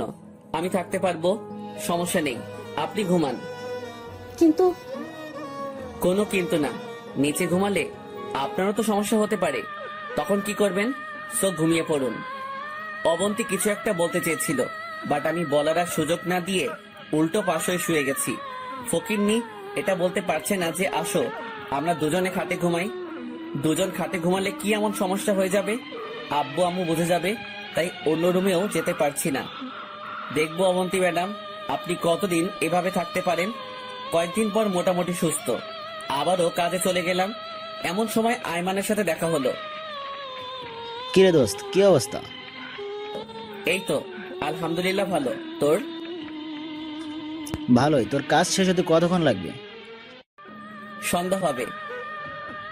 আচ্ছা, কাজ শেষ করে দেখা করিস। অনেকদিন তোর সাথে আড্ডা দিই না। আচ্ছা ঠিক আছে। তারপর আবার কাজে চলে গেলাম। বিকেলবেলা আইমানের সাথে দেখা করতে গেলাম। আসছিস? বল কি অবস্থা? এই তো চলছে। এই জানিস আগামী মাস থেকে তো পরীক্ষা। কি আগামী মাসে পরীক্ষা? তোর প্রিপারেশন কেমন? পরীক্ষাও তো দেওয়ার কথা ছিল না। তুই তো টাকার ব্যবস্থা করে দিলি, আর বইও তো কিনিনি। প্রিপারেশন কেমন হবে তুই বল। তোর ভাই মারা যাওয়ার পর থেকে সব কেমন যেন উল্টা পাল্টা হয়ে গেছে। বাস্তবতা কি জিনিস এখন বুঝতেছি। তোর ভাবি কেমন আছে? ভাবি না, বউ আমার। বউ মানে? ভাবির সাথে আব্বা আমার বিয়ে দিছে। কি? কখন? আমাকে তো কিছুই বলিসনি।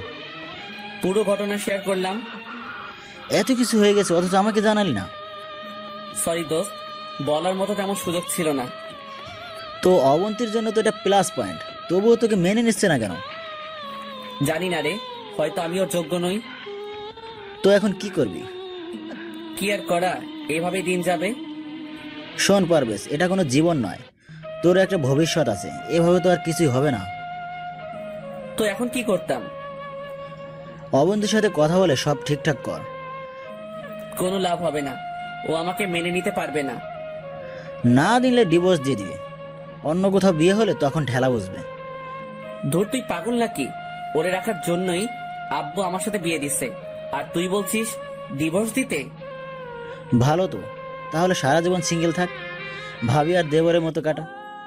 শোন ভাই, জীবন অনেক কঠিন, সেটা তো তুই আমার থেকে ভালো জানিস।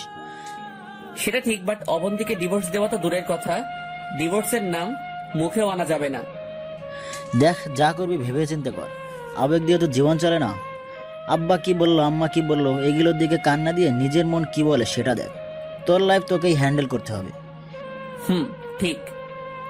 তুই একটা কাজ কর। কি? তুই অবন্তীর সাথে সরাসরি এই ব্যাপারে কথা বল। কোন ব্যাপার? তোকে স্বামী হিসেবে মেনে নেবে নাকি নিবে না সেটা। যদি না মেনে নেবে বলে, তাহলে তুই অবন্তীকে বলে দিবি তুই ওকে ডিভোর্স দিয়ে দিবি। এটা কি করে হয়? সব হয়, তুই কথা বল। এখন না, পরীক্ষাটা শেষ হোক তারপর। আচ্ছা ঠিক আছে। তারপর আরো কিছুক্ষণ আড্ডা দিয়ে বাসায় চলে আসলাম। এইভাবেই দিন যাচ্ছে। অবন্তীর সাথে দরকার ছাড়া কথা বলি না, কেমন যেন অস্বস্তি লাগে। দেখতে দেখতে পরীক্ষার সময় চলে আসলো। অবন্তী আর আমি একসাথে পরীক্ষা দিলাম। আমার পরীক্ষার কথা শুনে বাবা মা অনেক খুশি। পরীক্ষার কিছুদিন পর একদিন সকালবেলা অবন্তী বসে বসে মোবাইল টিপতেছে। আব্বু আম্মু মামার বাড়িতে গেছে। আমি মনে মনে ভাবলাম এটাই সুযোগ, অবন্তীর সাথে এবার বোঝাপড়াটা হয়ে যাক। আমি অবন্তীর সামনে গেলাম। কিছু বলবে? বলো। আপনি কি চান? মানে আপনি কি আমার কাছে থাকতে চান নাকি আমার কাছ থেকে মুক্তি চান, কোনটা? পারভেজ, তোমার মাথা ঠিক আছে? এগুলো কি বলছো? আপনি উত্তর দেন। এখানে থাকতে কি আপনার কোনো সমস্যা হচ্ছে? না। তাহলে আমাকে স্বামী হিসেবে মানতে আপনার সমস্যা কোথায়? দেখো, আমি তোমাকে আগেই বলছি এটা কোনোভাবেই সম্ভব না। যদি আপনার অন্য কোথাও বিয়ে হতো, আমার সাথে বিয়ে হয়েছে বলে আপনি আমাকে মেনে নিতে পারছেন না, কিন্তু অন্য কোথাও হলে কি পারতেন? জীবনেও না। আমি কোনোদিনই আপনাকে কোনো কথা বলিনি। তার মানে এই নয় যে সারা জীবন এভাবে থাকবো। আমারও তো একটা লাইফ আছে, আমারও তো ইচ্ছা করে সুন্দর করে সংসার করতে। আব্বু আম্মু আপনাকে অনেক ভালোবাসে, নিজের মেয়ের মতো দেখে। এখন যদি আমি ওনাদেরকে বলি আপনাদের আদরের মেয়ে বিয়ের পরের দিন থেকে আমাকে ফ্লোরে রাখছে, তখন কি হবে চিন্তা করছেন? আপনার সাথে বিয়েটা হয়েই আমার জীবনটা শেষ। সারাদিন এত কাজ করার পরেও কোনো শান্তি নাই। আপনার সামনে দুটো রাস্তা খোলা আছে, হয় আপনি আমাকে মুক্তি দেন, না হয় আমি আপনাকে।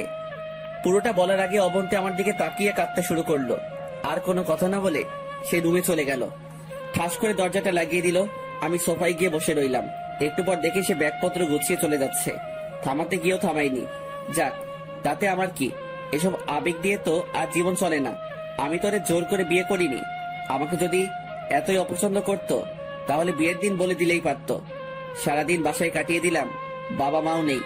বাসাটা কেমন খালি খালি লাগছে। বিকেলবেলা বাসা থেকে বের হয়ে দেখি আয়মান আমাদের বাসার সামনে বসে আছে।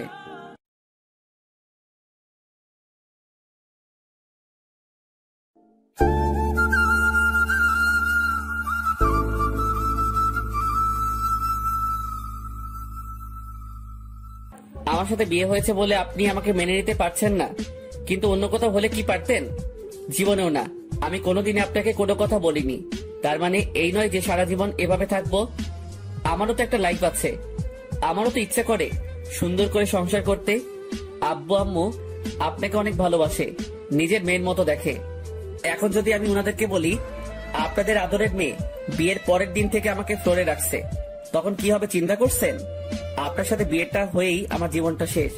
সারাদিন এত কাজ করার পরেও কোনো শান্তি নাই। আপনার সামনে দুটো রাস্তা খোলা আছে, হয় আপনি আমাকে মুক্তি দেন, না হয় আমি আপনাকে। পুরোটা বলার আগে অবন্তী আমার দিকে তাকিয়ে কাঁদতে শুরু করলো। আর কোনো কথা না বলে সে রুমে চলে গেল। ঠাস করে দরজাটা লাগিয়ে দিল। আমি সোফায় গিয়ে বসে রইলাম। একটু পর দেখি সে ব্যাগপত্র গুছিয়ে চলে যাচ্ছে। থামাতে গিয়েও থামাইনি। যাক, তাতে আমার কি? এসব আবেগ দিয়ে তো আর জীবন চলে না। আমি তো জোর করে বিয়ে করিনি। আমাকে যদি এতই অপছন্দ করত, তাহলে বিয়ের দিন বলে দিলেই পারত। সারাদিন বাসায় কাটিয়ে দিলাম, বাবা মাও নেই। বাসাটা কেমন খালি খালি লাগছে। বিকেলবেলা বাসা থেকে বের হয়ে দেখি আয়মান আমাদের বাসার সামনে বসে আছে। কি রে, তুই এখানে? কেন আসতে পারি না? আরে ধুর, সেটা না। এই সময় তুই তো এদিকে আসিস না, সেই জন্য জিজ্ঞেস করলাম। তোকে অনেকবার কল দিতেছিলাম, মোবাইল অফ দেখাচ্ছে, তাই চলে আসলাম। আচ্ছা, ভিতরে আয়। তারপর আয়মানকে নিয়ে আবার বাসায় গেলাম। কিরে, কাউকে দেখছি না যে? আব্বু আম্মু মামার বাসায় গেছে, আসতে রাত হবে। আর তোর বউ? ও ওর বাপের বাড়িতে চলে গেছে। কেন? আমার সাথে ঝগড়া করে। তুই আবার কি করলি? পুরো ঘটনা শেয়ার করলাম। তো এখন কি সিদ্ধান্ত নিলি? অবন্তীকে রাখবি নাকি ডিভোর্স দিয়ে দিবি? এখনো কিছু চিন্তা করিনি। যেটা ভালো মনে হয় সেটাই কর। আরো কিছুক্ষণ আড্ডা দিয়ে আইমান চলে গেল। মাগরিবের পরে নামাজ পড়ে আর বাসায় আসিনি। ভাইয়ার কবরের কাছে গেলাম।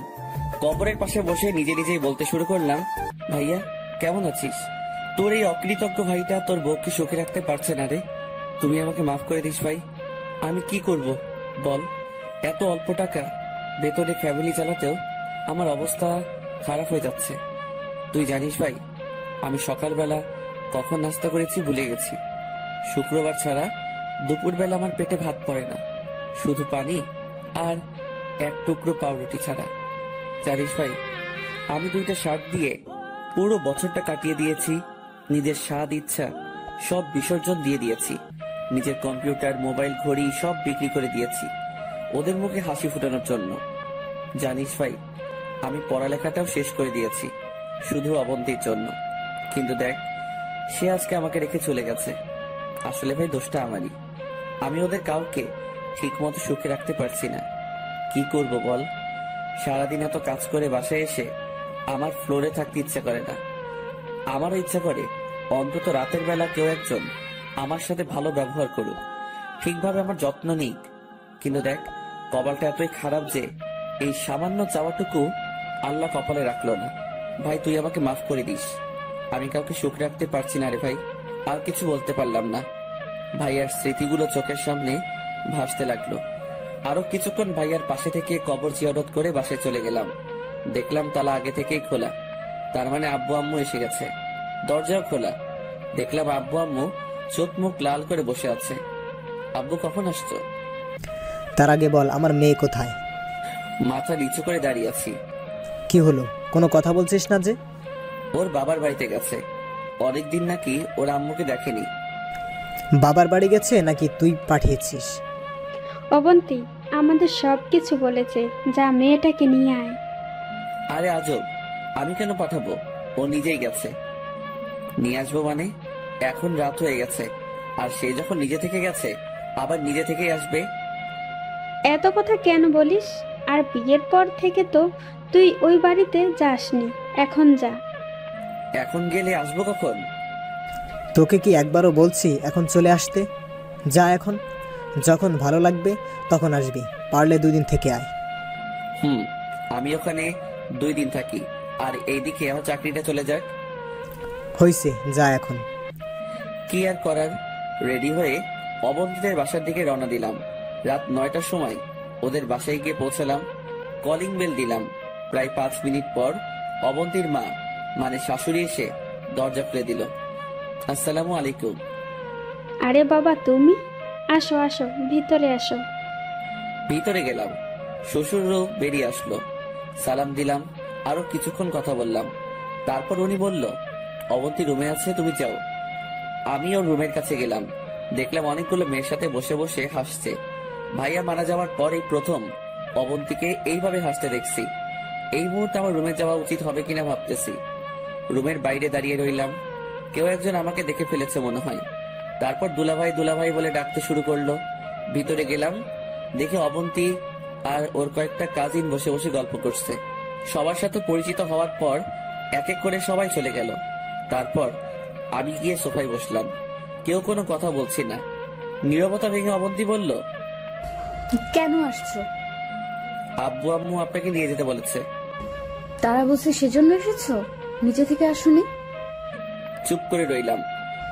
আমি তো তোমাকে প্যারা দিই, আমি না থাকলে তুমি ভালোই থাকবে। সরি, আসলে সকালবেলা আমার মাথা ঠিক ছিল না, তাই ভুলভাল বলে ফেলছি। সরি, আমি যেতে পারবো না। কেন? এমনিতেই তুমি অনেক কিছু করেছো, আর দরকার নেই। আমি কিছু বলতে যাব, এমন সময় অবন্তীর আম্মু এসে খাবার জন্য ডেকে গেল। অবন্তী তখন বলল, খেতে আসুন। আর কোনো কথা না বলে খেতে চলে গেলাম। বাহ, অল্প সময়ের মধ্যে এত আইটেম। জামাই আদর আসলে অনেক মজার, কিন্তু আমার মনের মধ্যে অন্য চিন্তা করতেছে। খাওয়া দাওয়া শেষ করে আবার রুমে চলে গেলাম। আমি গিয়ে খাটের উপর বসলাম। অনেকক্ষণ পর অবন্তী আসলো। আমি উঠে সোফায় চলে গেলাম। তুমি খাটে ঘুমাও। আর আপনি? আমি সোফায় ঘুমাবো।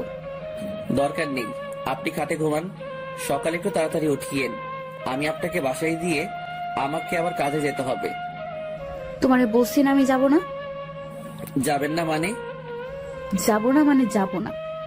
তার মানে আপনার কাছে আব্বু আম্মুর ভালোবাসার কোনো দাম নেই? সকালে রেডি থাকবেন। বললাম তো আমি যাব না। দূর না গেলে নাই, এত অনুরোধের কিচ্ছু নেই। দেখি কয়দিন না গিয়ে থাকতে পারে। আমারও তো একটা পার্সোনালিটি আছে। ঘুমিয়ে গেলাম, সকালে কাউকে কিছু না বলে চলে গেলাম। বাসায়ও গেলাম না, সরাসরি কাজে চলে গেলাম। এর মধ্যে বাবা কয়েকবার কল দিয়েছে, বাট ধরিনি। রাতের বেলা বাসায় গেলাম, আব্বু আম্মু দুজনে আমার উপর ফায়ার। আমি কিছু না বলে রুমে চলে গেলাম। আব্বু আমার রুমে আসলো। কিরে কি করিস? কিছু না। কিছু বলবা নাকি? অবন্তীর সাথে আমাদের কথা হয়েছে, ও কিছুদিন ওখানে থাক, মন মানসিকতা ভালো হোক, তারপর চলে আসবে। সেটা আমাকে বললেই তো পারতো। আচ্ছা শোন, বলো। অবন্তীর কোনো ফ্রেন্ডের নাকি বিয়ে, যদি ওর হাতে কিছু টাকা দিতি। তোমাকে কে বললো? সে নিজেই বলেছে, তোকে নাকি বলতে লজ্জা করছে, তাই আমাকে বলেছে। আচ্ছা ঠিক আছে, দিয়ে দিব। বিয়ে তো কয়েকদিন পর, কালকে দিতে পারবি? আচ্ছা দেখি। তারপর খেয়ে ঘুমিয়ে গেলাম। সকালে কাজে যাওয়ার আগে টিউশনিতে গেলাম। পড়াশোনা শেষে টাকাটা অগ্রিম চেয়ে নিলাম। টাকাটা নিয়ে আবার কাজে চলে গেলাম। দুপুরবেলা আমি নামাজ পড়ে বাইরের একটা দোকানে পানির মধ্যে পাউরুটি চুবিয়ে খাচ্ছি। এমন সময় দেখলাম একটা মেয়ে আমার দিকে হা করে তাকিয়ে আছে। ভালো করে খেয়াল করে দেখলাম এটা অবন্তী। তার কয়েকটা ফ্রেন্ডের সাথে কোথাও যাচ্ছে মনে হয়, বাসের জন্যই অপেক্ষা করছে। আমি দেখেও না দেখার ভান করে কভার ভ্যান চালককে তাড়াতাড়ি এখান থেকে চলে যাওয়ার জন্য বললাম। সে ভ্যান চালাচ্ছে আর আমি পিছন থেকে ঠেলতেছি। রাতের বেলা বাসায় আসলাম, দরজায় টোকা দেওয়ার একটু পরেই দরজা খুলে দেয়। তাকিয়ে দেখি এটা অবন্তী। রীতিমতো একটা টাস্কি খেলাম।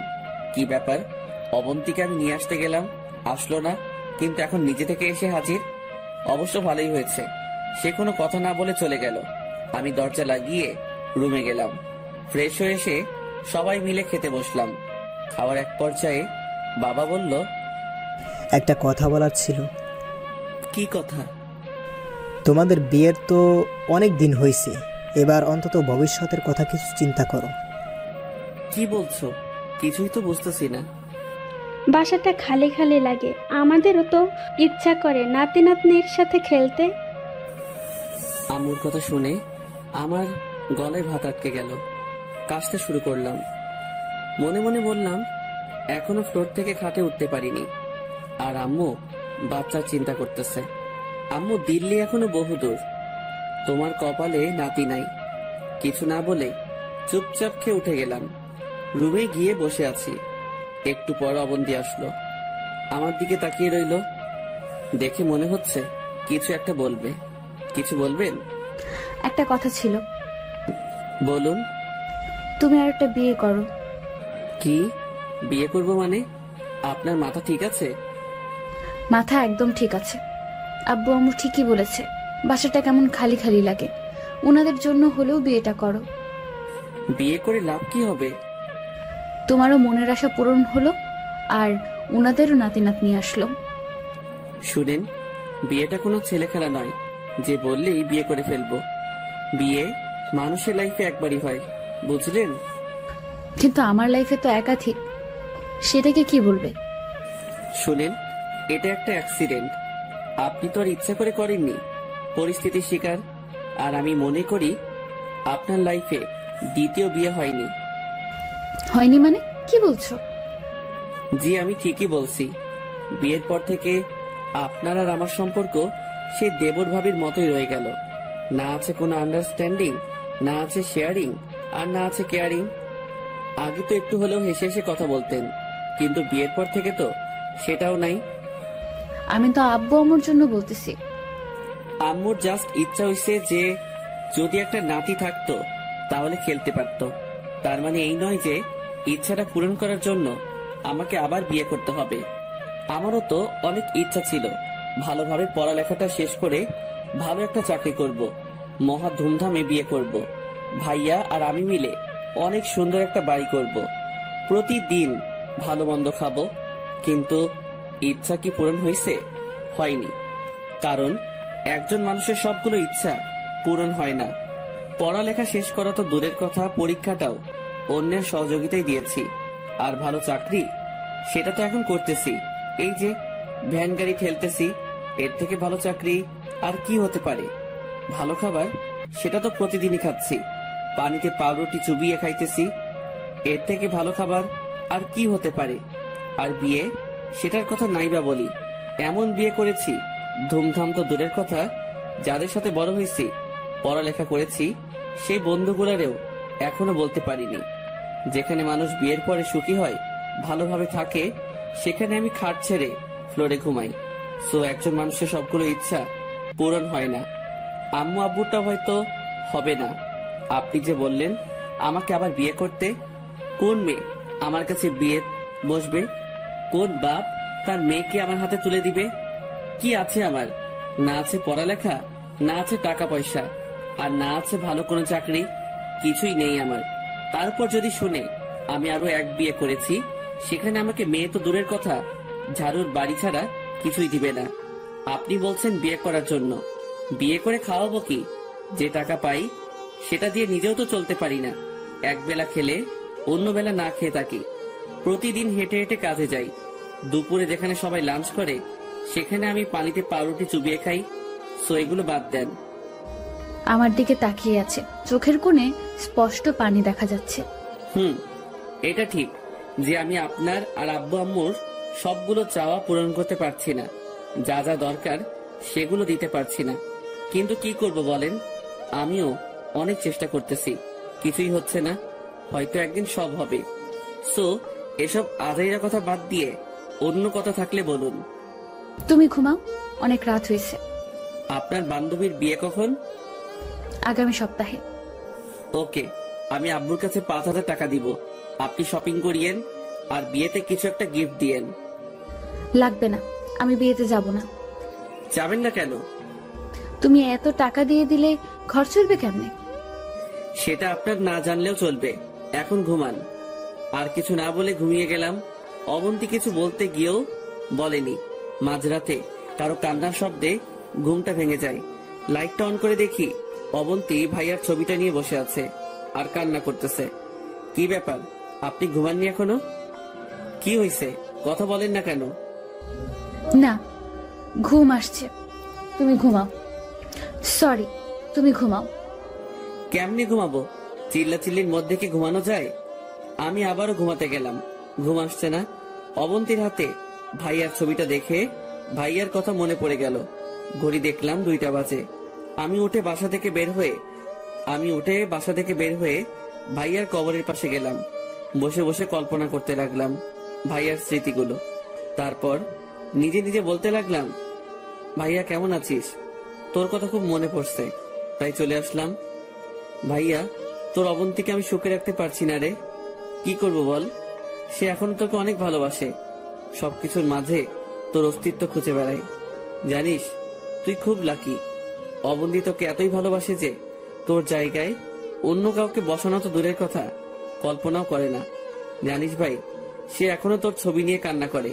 তুই চলে যাওয়ার পর আমাদের সবার মুখ থেকে হাসিটা চলে গেছে। সবকিছু ঠিকঠাক আছে, তবুও কেমন জানি একা একা লাগে। অবন্তী এখনো তোর পথ চেয়ে বসে থাকে। ওর ধারণা তুই আসবি।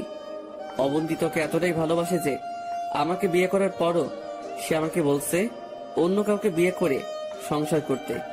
জানিস ভাই, মাঝে মাঝে অবন্তীর উপর খুব রাগ হয়। ইচ্ছে করে ওরে অনেক বকা দেই, কিন্তু ওর দিকে তাকালেই তোর কথা মনে পড়ে। জানিস ভাই, আমারও অনেক কষ্ট হয় তোরে ছাড়া থাকতে। চাইলেও ভেঙে পড়তে পারি না আব্বু আম্মুর কথা চিন্তা করে। ভাই, তুই যেমন আমাদের সব চাওয়া পাওয়া মিটিয়েছিলি, আমি তেমন পারছি না রে ভাই। ভাই, তুই আমাকে মাফ করে দিস। দোয়া করিস আমার জন্য, যেন ওদের সবার মুখে হাসি ফোটাতে পারি। আরো কিছুক্ষণ পর সেখান থেকে বাসায় চলে গেলাম। তাহাজ্জুদের নামাজ পড়ে নিলাম।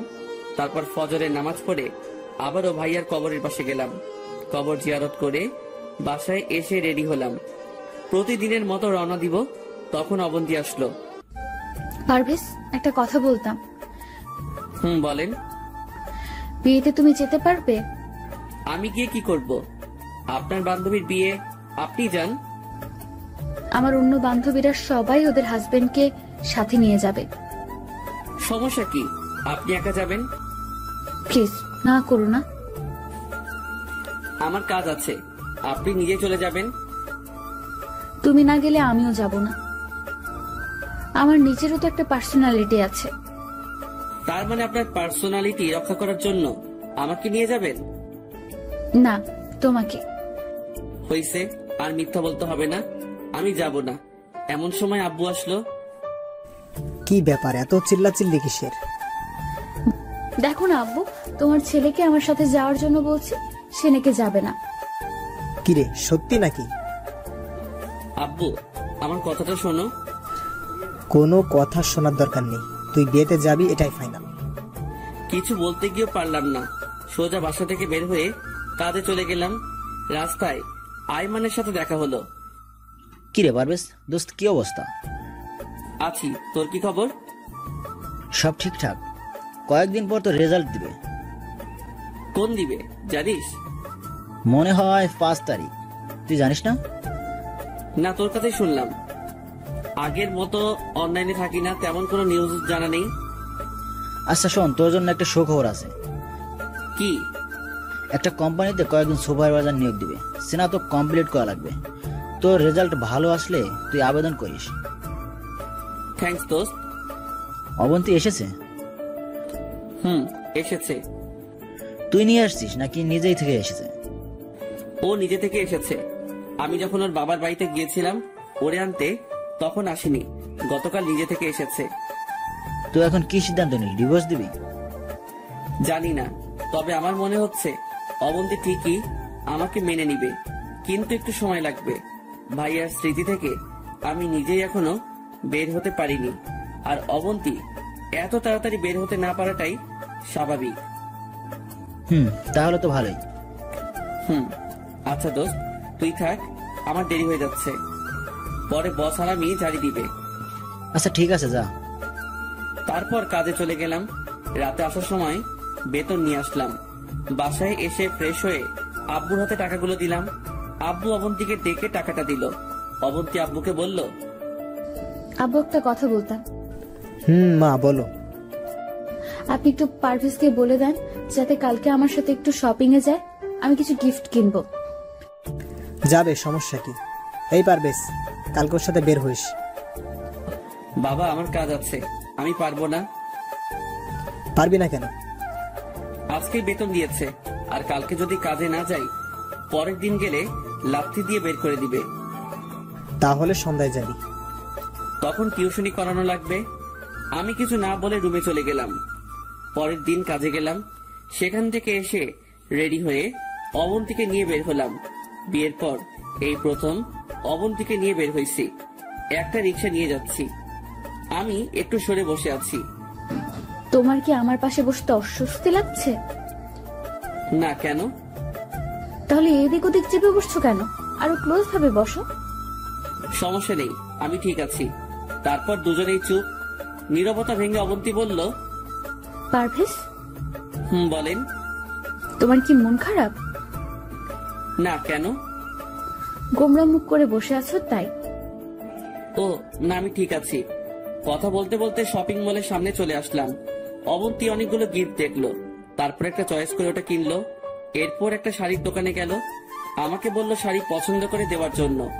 দোকানের মধ্যে অনেক লোক, তাই কিছু না বলে নীল রঙের একটা শাড়ি পছন্দ করে দিলাম। ভাইয়ার সাথে যখন বিয়ে হয়েছিল তখন একদিন অবন্তী ওদের বাসায় যাওয়ার সময় একটা নীল শাড়ি পরেছিল। সেদিন অবন্তীকে অনেক সুন্দর দেখাচ্ছিল। সাথে ভাইয়া নীল পাঞ্জাবি পরেছিল। দুজনকে অনেক সুন্দর লাগছিল, তাই অবন্তীর জন্য নীল শাড়িটাই পছন্দ করে দিলাম। তারপর অবন্তী আমাকে বাইরে দাঁড়িয়ে রেখে কোথায় যেন গেছে। অনেকক্ষণ পর আসলো। কোথায় গিয়েছিলেন? ওয়াশরুমে। আর কিছু নিবেন নাকি রিক্সা ডাকবো? রিক্সা নেওয়ার দরকার নেই, হেঁটে হেঁটে যাব। পাগল নাকি? আপনি হাঁটবেন, তাও এই রাতের বেলায়? কেন, রাতের বেলায় হাঁটতে সমস্যা নাকি? সেটা না। এত কথা না বলে হাঁটো। তারপর দুজনে হাঁটতে লাগলাম। খুব দারুণ একটা অনুভূতি কাজ করলো। রাস্তায় আমার আর ওর কোনো কথা হয়নি। অনেকক্ষণ হাঁটার পর বাসায় গেলাম। আমি গিয়ে ফ্রেশ হয়ে আসলাম। তারপর আমি, আব্বু, আম্মু আর অবন্তী খেয়ে নিলাম। রুমে গিয়ে সোফায় বসে আছি। কিছুক্ষণ পর অবন্তী আসলো। এসে কিছুক্ষণ আনাগোনা করলো, তারপর বলল,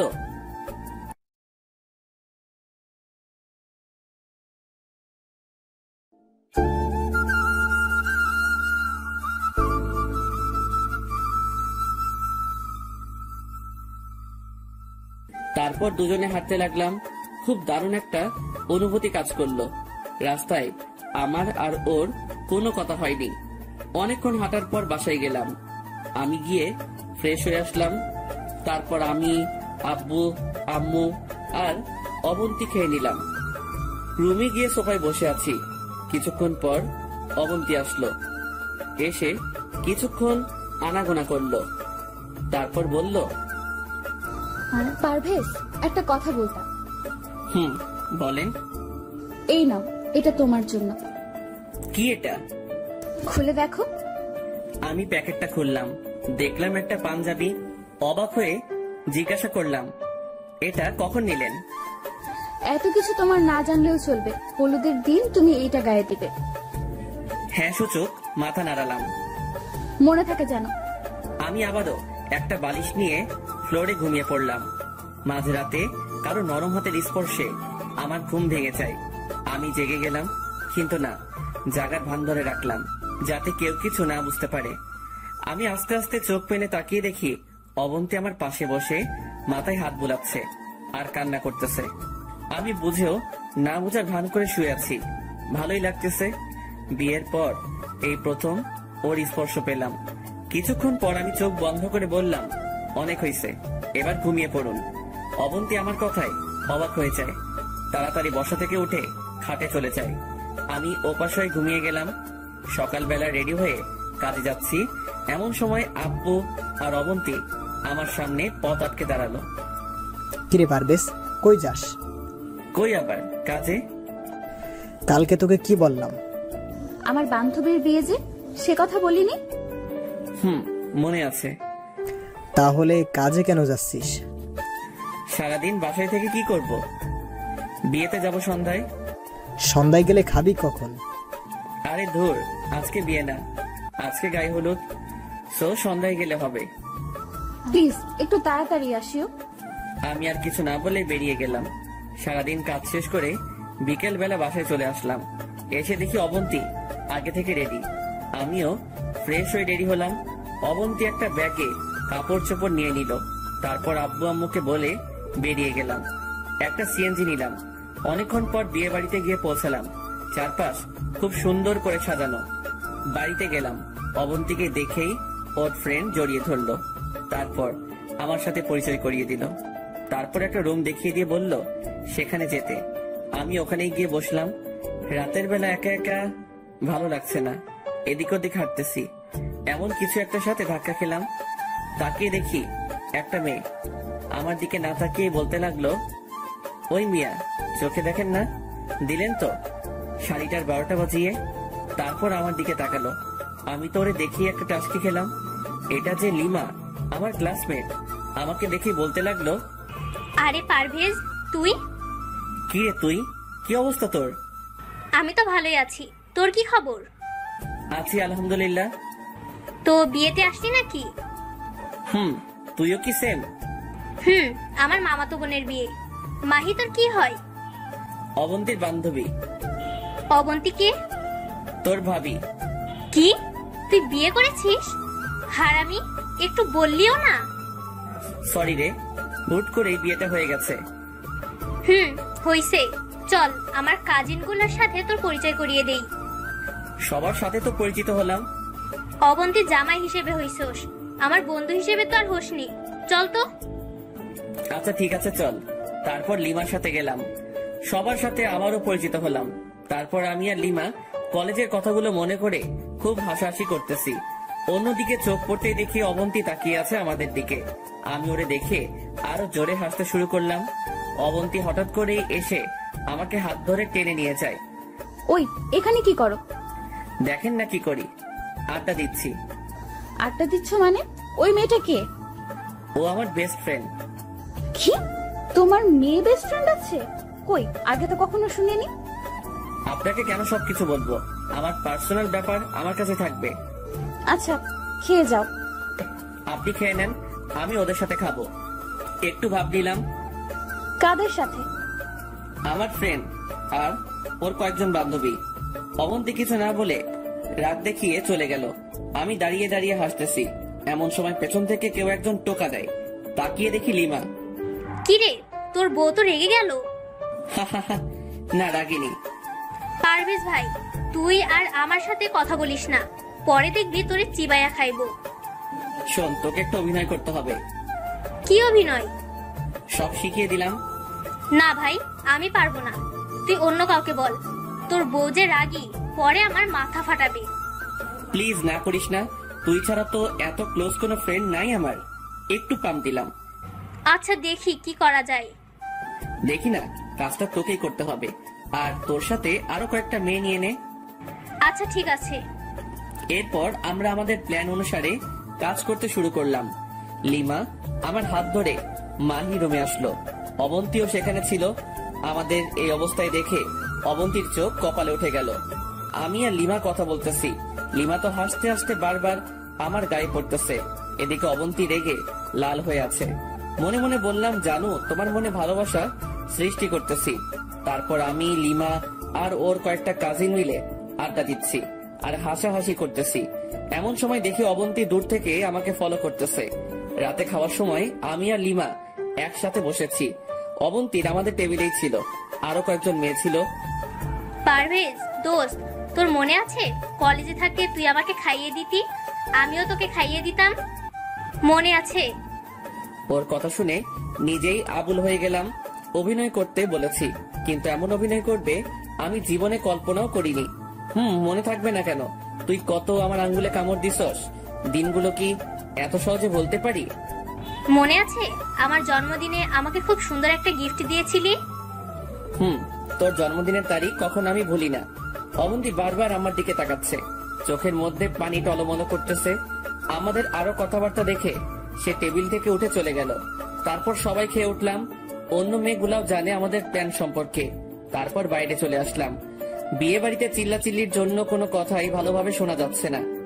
পারভেজ, তোর বউ কিন্তু তোকে অনেক ভালোবাসে। কচু, তুই তাহলে কিছু জানোস না। আচ্ছা, তোর কথা বল, বিয়ে করেছিস? করেছি, আবার করিওনি। মানে? বিয়ে ঠিক হয়ে আছে, কিন্তু উনি দেশের বাইরে। এমনিতে মোবাইলে সারাদিন কথা হয়। বিয়ের পর আমাকেও নিয়ে যাবে তো, তাই সবকিছু ঠিকঠাক করতে একটু সময় লাগছে। বাহ, তাহলে দেশের বাইরে চলে যাবি, দেখিস আমাদের আবার ভুলিস না। একটা মাইক দিব, ভুলবো কেন? আচ্ছা, তোর ভাই কোন দেশে থাকে রে?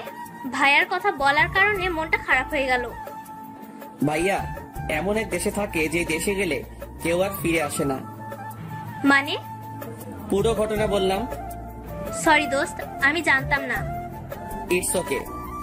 তারপর তুই তোর ভাবি মানে অবন্তীকে বিয়ে করে নিলি?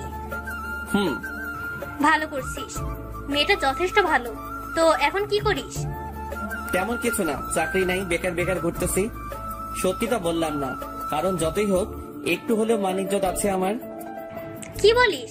তাহলে ফ্যামিলি কে দেখে, কিভাবে চলে? আল্লাহ চালাইতেছে কোনোভাবে।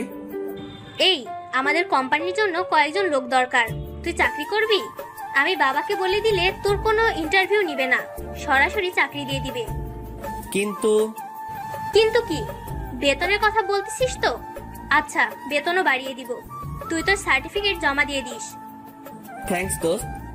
আরে থ্যাঙ্কস এর কি আছে, চাকরি হয়ে গেলে ট্রিট দিবি। আচ্ছা ঠিক আছে, দিব। মনে মনে ভাবতেছি এই মেয়েটার সাথে কলেজে তেমন একটা কথা বলতাম না, জাস্ট হাই হ্যালো ছাড়া। আর আজকে সেই আমাকে চাকরি দিয়ে দিল। আসলে উপরওয়ালা কাকে কখন প্রয়োজন এনে দেয় বলা যায় না। তারপর একটি মেয়ে এসে আমাদের যেতে বলল। হলুদের অনুষ্ঠান নাকি শুরু হয়ে গেছে। এই শোন। বলো। এবার তোর বউকে আসল ডোজ দিব। কি সেটা? তুই শুধু দেখ। তারপর সে আমার হাত ধরে স্টেজের সামনে যায়। অবন্তী আমাদের দেখে বড় বড় চোখ করে তাকিয়ে আছে। গায়ে হলুদ শুরু হলো, সবাই গায়ে হলুদ দিচ্ছে। সব শেষে আমি আর অবন্তী রয়ে গেলাম। তারপর দুজন একসাথে স্টেজে উঠলাম। মাহিকে হলুদ লাগিয়ে দিলাম। মাহি আমাকে মিষ্টি খাইয়ে দিল, আমিও দিলাম, অবন্তীও দিল। তারপর আমি একটা মিষ্টি অবন্তীর মুখের কাছে নিলাম।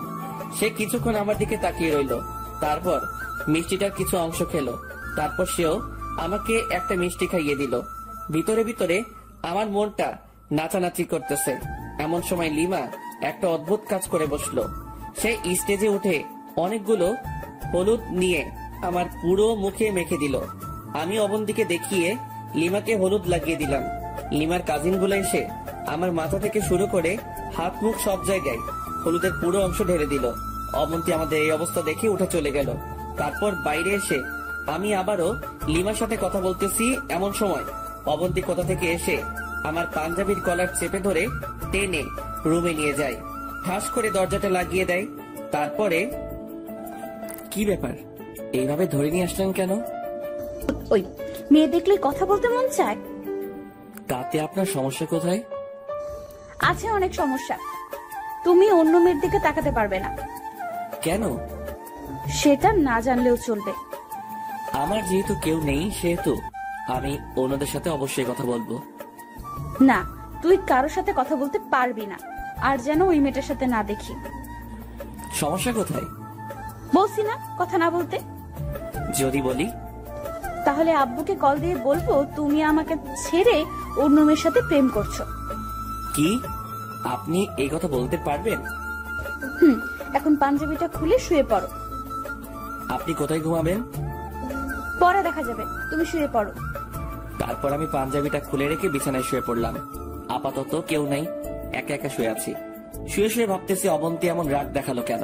সেও কি আমাকে ভালোবাসে নাকি? দূর, এটা হয় না। সে আমাকে এখনো দেবরের মতোই দেখে। বুঝতেছি না কেন যে অবন্তী আমাকে মেনে নিচ্ছে না। আল্লাহ ভালো জানে। ভাবতে ভাবতে কখন যে ঘুমিয়ে পড়েছি নিজেও জানি না। সকালে ঘুম থেকে উঠতে যাব, এমন সময় বুকের উপর ভারী কিছু একটা অনুভব করলাম। তাকিয়ে দেখি অবন্তী আমার বুকের উপর ঘুমিয়ে আছে। এটা কি হলো? আমি তো নিজের চোখকে বিশ্বাস করাতে পারছি না। বাহ, এটা তো মেঘনা চাইতে বৃষ্টি পাওয়ার মতো। আমি উঠতে গিয়ে উঠিনি। এই প্রথম অবন্তী আমাকে স্পর্শ করলো, তাও এমন একটা মুহূর্ত। আমি কেন, পৃথিবীর কোনো পুরুষই এ অবস্থা থেকে উঠবে না। আমি ঘুমের ভান ধরে শুয়ে আছি। দেখি অবন্তী কি করে। কিছুক্ষণ থাকার পর অবন্তী উঠলো, উঠে শাড়ি ঠিক করে নিল। আমি যেন না বুঝতে পারি, সে আস্তে করে রুম থেকে চলে যায়। আমি মনে মনে হাসতেছি। বালিকা নিজের জামাইয়ের বুকে মাথা রেখে ঘুমাইছো, সেটা দেখলে সমস্যা কোথায়? যাক, একটু পর সে আবার রুমে আসলো। এসে, পারভেজ, আয় পারভেজ। আমি ঘুমের ভান ধরে বললাম, আই ওঠো, অনেক দেরি হয়ে গেছে।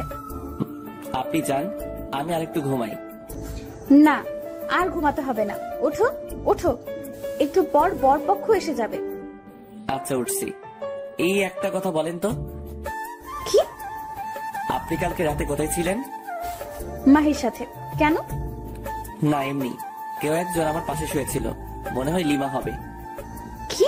আবারও এই মেয়েটার সাথে কথা বলছো? তাহলে কি হতে পারে? আপনি কাউকে দেখেছেন? এই নাও তোমার ব্রাশ, তাড়াতাড়ি ফ্রেশ হয়ে আসো। এই কথা বলে অবন্তী একরকম চোরের মতোই রুম থেকে চলে গেল। আমি বসে বসে হাসতেছি। ফ্রেশ হয়ে এসে নাস্তা করে নিলাম। তারপর কিছুক্ষণ হাঁটাহাঁটি করলাম। বাইরে গিয়ে লিমার সাথে দেখা হয়। কিরে, তুই বেঁচে আছিস? তোর কি মনে হয়? আমার তো মনে হয় তুই মারা গেছিস। তোর আত্মা ভূত হয়ে ঘুরতেছে। হঠাৎ করে এই কথা বললি কেন? কালকে রাতে তোর বউ যেভাবে তোরে ধরে নিয়ে গেছে, সেটা দেখে মনে হয়েছে যে তুই আজকে শেষ। আরে না, তেমন কিছু না। তোকে তো মনে হয় ভালোবাসে। আরে না, অবন্তী নিজেও ঠিক মতো কথা বলে না, অন্য মেয়েদের সাথেও কথা বলতে দেয় না। একটা প্যারার মধ্যে আছি। বুঝছি। আচ্ছা, আর কয়েকটা ডোজ দিব তোর বউকে। আর দরকার নেই দোস্ত, যেগুলো দিছস সেগুলোতেই আমার 12টা বাজছে। আর দিলে কি করবে আল্লাহ জানে। সমস্যা নেই, হালকা করে একটা দিয়ে দিব। আচ্ছা দিস। একসময় অবন্তী কল দিল। আই পারভেজ, কই তুমি? আছি বাইরে। বাইরে কি? দরকারের সময় খুঁজে পাই না। কি বলুন? তাড়াতাড়ি রুমে আসো। কেন? ধুর, তুমি এত কথা বলো কেন? আসতে বলছি, আসো। আচ্ছা আসতেছি। কলটা কেটে দিলাম। কিরে, কে কল দিল? তোর ভাবি রুমে যেতে বলছে। মনে হয় আমাকে তোর সাথে দেখেছে। যা, তোর খবর আছে। তুই দাঁড়া, আমি একটু আসছি। যা, বেঁচে থাকলে দেখা হবে। ওপারে ভালো থাকিস বন্ধু। হা হা হা। ফাজিল থাক, আমি আসছি। তারপর রুমে গেলাম। অবন্তী দেখে আমার চোখ কপালে উঠে গেল। শাড়ি একটাকে উল্টাপাল্টা করে পড়ে আছে। কি ব্যাপার, আপনার এই অবস্থা কেন? এই তুমি আসছো? কি হয়েছে? ধুর, একা একা শাড়ি পরা যায় নাকি? দরজাটা লাগিয়ে এদিকে আসো। দরজা কেন লাগাবো? তোকে দরজা খুলে শাড়ি পরবো? যাও, লাগিয়ে আসো। আমি গিয়ে দরজা লাগিয়ে আসলাম। এই শাড়ির আঁচলটা একটু ধরো তো। আমি তো অবাক হয়ে গেলাম, এটা কি বলে? ওই আবুলের মতো দাঁড়িয়ে আছো কেন? না মানে স্বপ্ন নাকি বাস্তব, সেটাই তো বুঝতেছি না। সামান্য শাড়িটা ধরতে বলেছি, এতেই এই অবস্থা। অন্য কিছু বললে কি হতো? অন্য কিছু কি? ওই এত কথা বলো কেন? যেটা করতে বলেছি সেটা করো। আমি গিয়ে হাঁটু গেড়ে বসে শাড়ির কচিগুলো ধরলাম। আপনি শাড়ি পরতে পারেন না? পারি, তবে পুরোপুরি ভাবে পারি না। তাহলে কাল কিভাবে পড়েছেন? বাসা থেকে আসার সময় আম্মু পরিয়ে দিয়েছে। ও আচ্ছা। যাও, তুমি গিয়ে গোসল করে রেডি হয়ে নাও, একটু পর অনুষ্ঠান শুরু হবে। আচ্ছা ঠিক আছে। তারপর গোসল করে রেডি হয়ে নিলাম। অবন্তী নিজের হাতেই আমার শার্টের বোতাম লাগিয়ে দিল। একটা জামাই জামাই ভাব আসলো শরীরে। আমি রেডি হয়ে বাইরে গেলাম। মাহির বাবা ডেকে নিয়ে গেল ওনার সাথে একটু দেখাশোনা করার জন্য। আমি ওনার সাথে গেলাম। বরপক্ষ চলে আসলো। খাওয়া দাওয়ার পর্ব শুরু হলো। কাজের মাঝখানে আমি নিজেও খেয়ে নিলাম। কিছুক্ষণ পর মাহিকে মানে পাত্রীকে আনা হলো। মাহির সাথে অবন্তী সহ আরো কতগুলো মেয়ে ছিল। অবন্তীকে দেখে আবারও ক্রাশ খেলাম। কালো একটা শাড়িতে একটু অন্যরকম লাগছে। আমি এক দৃষ্টিতে তাকিয়ে আছি। এমন সময় পেছন থেকে কেউ একজন টোকা দিল। তাকিয়ে দেখি লিমা। কিরে, নিজের বউকে কেউ এভাবে দেখে? আরে না, আমি বিয়ে দেখতেছিলাম। বুঝি বুঝি, ডাল মে কুছ কালা হ্যায়। আচ্ছা বাদ দে, তুই খেয়েছিস? তুই? ভেবেছিলাম আরো পরে খাবো, আম্মু জোর করে খাইয়ে দিছে। ভালো করছে। এই 15 তারিখ তো রেজাল্ট দিবে, জানিস? কিসের রেজাল্ট? আরে আমাদের অনার্স পরীক্ষার। ও আচ্ছা, তোর নাম্বারটা দে তো, তোদের অফিসে যাওয়ার আগে কল দিব। ওকে, এই নে। দোস্ত, তোরে ধন্যবাদ দিয়ে ছোট করব না। হইছে, চল তোর বউকে একটু রাগিয়ে দি। কেমনে? গেলেই দেখবি। তারপর লিমা আমার একটা হাত ধরে স্টেজে নিয়ে যায়। তারপর বর আর কনে এর মাঝে বসিয়ে ফটো তোলা শুরু করলো। অবন্তীকে বলল আমাদের ছবি তুলে দিতে। এটা দেখে অবন্তী রাগে লাল হয়ে গেছে। আমার দিকে বড় বড় চোখ করে তাকিয়ে আছে। আমিও একটু রাগানোর জন্যে লিমার সাথে ক্লোজ হয়ে বসে ছবি তুলতেছি। এভাবে দিনটা চলে গেল। বিকাল বেলা বসে আছি, এমন সময় বস কল দিল। আসসালামু আলাইকুম। পারবেশ, তুমি কোথায়? আমি তো একটা বিয়ের অনুষ্ঠানে আসছি। কালকে কাজে আসবে। কিন্তু বস, বিয়ে তো এখনো শেষ হয়নি, বউ ভাত বাকি আছে। তোমাকে আর কাজে আসতে হবে না, তুমি বিয়ে খাও। না বস, ঠিক আছে, আমি কালকে আসবো। মনে থাকে যেন, না হলে চাকরি ঢিসমিস। কলটা কেটে দিল। আমি মনে মনে ভাবতেছি, শালা লিমাদের ওখানে চাকরিটা একটু পাই, তখন দেখবি তোর এই ব্যবহারের ফল আমি সুদে আসলে দিব। অবন্তীর কাছে গেলাম। একটু এদিকে আসেন তো। আমাকে কেন ডাকতেছো? তোমার তো আর অন্য মেয়ে ফ্রেন্ডের অভাব নেই। দেখেন, বাজে কথা না বলে সাইডে আসেন। কি হয়েছে? আপনি থাকেন, আমি চলে যাচ্ছি। চলে যাচ্ছ মানে? কোথায় যাচ্ছ? বস কল করেছিল, কালকে কাজে না গেলে চাকরি থাকবে না। এখান থেকে তো আর কাজে যাওয়া সম্ভব না, তাই বলছিলাম আপনি থাকেন, বিয়ে শেষ হলে তারপর আমি এসে নিয়ে যাব। দরকার নেই, দাঁড়াও, আমিও যাব। মানে কি? এখনো বিয়ে শেষ হয়নি? আসলটা শেষ, আর এখানে থেকেও কোনো মজা পাবো না। মাহি তো চলে যাবে, তো দাঁড়াও, আমিও আসছি। কিছু না বলে দাঁড়িয়ে আছি। তারপর সবার থেকে বিদায় নিয়ে বাসার দিকে রওনা দিলাম। লিমাকে ইশারাই বলেছি মোবাইলে কথা বলবো। তারপর একটা সিএনজি নিয়ে বাসায় চলে আসলাম। কে চলে আসলে যে? বিয়ে শেষ নাকি? না, কাজ আছে, বস কল করেছিল তাই। তারপর রুমে চলে গেলাম। ফ্রেশ হয়ে বাইরে চলে গেলাম। আইমানকে কল দিয়ে আসতে বললাম। আসার পর পুরো ঘটনা ওর সাথে শেয়ার করলাম। বাহ, তার মানে সব ঠিকঠাক হয়ে গেছে। এখনো শিওর না, আরো কয়েকদিন দেখি। লিমার ডোজটায় কাজ হয়েছে, না হলে অবন্তী এত সহজে নরম হতো না। বন্ধু ঠিক বলছিস, লিমা অনেক হেল্প করেছে। আরো কিছুক্ষণ আড্ডা দিয়ে বাসায় চলে আসলাম। রাতে খেয়ে রুমে গেলাম, দেখলাম অবন্তী বিয়ে তোলা ছবিগুলো দেখতেছে। আমি গিয়ে কাঁথা আর বালিশটা নিয়ে ফ্লোরে ঘুমানোর জন্য রেডি হচ্ছি। অবন্তীর দিকে বারবার তাকাচ্ছি, সে কিছু বলে কিনা, কিন্তু না, কিছু বললো না। আমিও শুয়ে গেলাম। শুয়ে শুয়ে ভাবতেছি অবন্তী তো কিছুই বললো না, তাহলে বিয়েতে কেন শুয়েছিল একসাথে? মনে হয় এটা অন্যদের দেখানোর জন্য, মান সম্মান রক্ষার্থে এমনটা করেছে হয়তো। আমার কপালে এগুলো নেই, তাই এগুলো নিয়ে চিন্তা না করাই বেটার। অবন্তী আগেও আমাকে মেনে নেয়নি, এখন আর নিচ্ছে, আর ভবিষ্যতে নিবে বলে মনে হয় না। ভাবতে ভাবতে ঘুমিয়ে গেলাম। সকালে ঘুম থেকে উঠে ফ্রেশ হয়ে কাজে যাচ্ছি, এমন সময় আব্বু সামনে দিয়ে ঘোরাঘুরি করতেছে। মনে হচ্ছে কিছু একটা বলবে। কিছু বলবে? তোর কাছে কিছু টাকা হবে? তোর মায়ের মেডিসিন শেষ। আমি জানি পকেটে মাত্র 20 টাকা আছে, কারণ যেগুলো ছিল সব বিয়েতে খরচ হয়ে গেছে। যাতায়াত, বিয়ের উপহার, অবন্তীর শাড়ি, পুরো মাসের বেতন শেষ। কি বলবো বুঝতেছি না। আচ্ছা, প্রেসক্রিপশনটা আমাকে দাও, আমি আসার সময় নিয়ে আসবো। তারপর বাবার থেকে প্রেসক্রিপশনটা নিয়ে বেরিয়ে গেলাম। ভাবতে লাগলাম কিভাবে কি করব। হেঁটে হেঁটে কাজে চলে গেলাম। প্রতিদিনের মতো সেই দোকানে দোকানে মাল দেওয়া আর ভ্যান ঠেলা। কাজ শেষ করে আসার সময় বসের কাছে কিছু টাকা চাইলাম, শালা টাকা তো দিলই না, উল্টো আরো ঝাড়ি দিল। পরে আইমানকে কল করে দেখা করতে বলি, ওর কাছ থেকে কিছু টাকা নিয়ে আম্মুর জন্য মেডিসিন গুলো কিনে নিয়ে আসি। এইভাবে দিন যেতে লাগলো। কয়েকদিন পর আমাদের রেজাল্ট দিবে। এটা নিয়ে আমার তেমন মাথা ব্যথা নেই, কারণ আমার পরীক্ষা যে খারাপ হয়েছে সেটা আমি খুব ভালো করে জানি। ফেল করবো এটাই শিওর। এদিকে অবন্তী রেজাল্টের চিন্তায় শেষ। দেখতে দেখতে রেজাল্টের দিন চলে আসলো। আমি যথারীতি কাজে চলে গেলাম। দুপুরবেলা অবন্তী আমাকে কল দিয়েছে। আই পারভেজ, তুমি কোথায়? কাজে আছি। কেন, কি হয়েছে? রেজাল্ট দিয়ে দিছে, আমি পাশ করেছি। কংগ্রাচুলেশন। থ্যাঙ্কস। এই তোমার রোল নাম্বার আমি ভুলে গেছি, আমাকে বলো তো। আমি নিজেও ভুলে গেছি। অ্যাডমিন কার্ড দেখো। আচ্ছা, দেখতেছি। তারপর কলটা কেটে দিল। পাশে বস ছিল।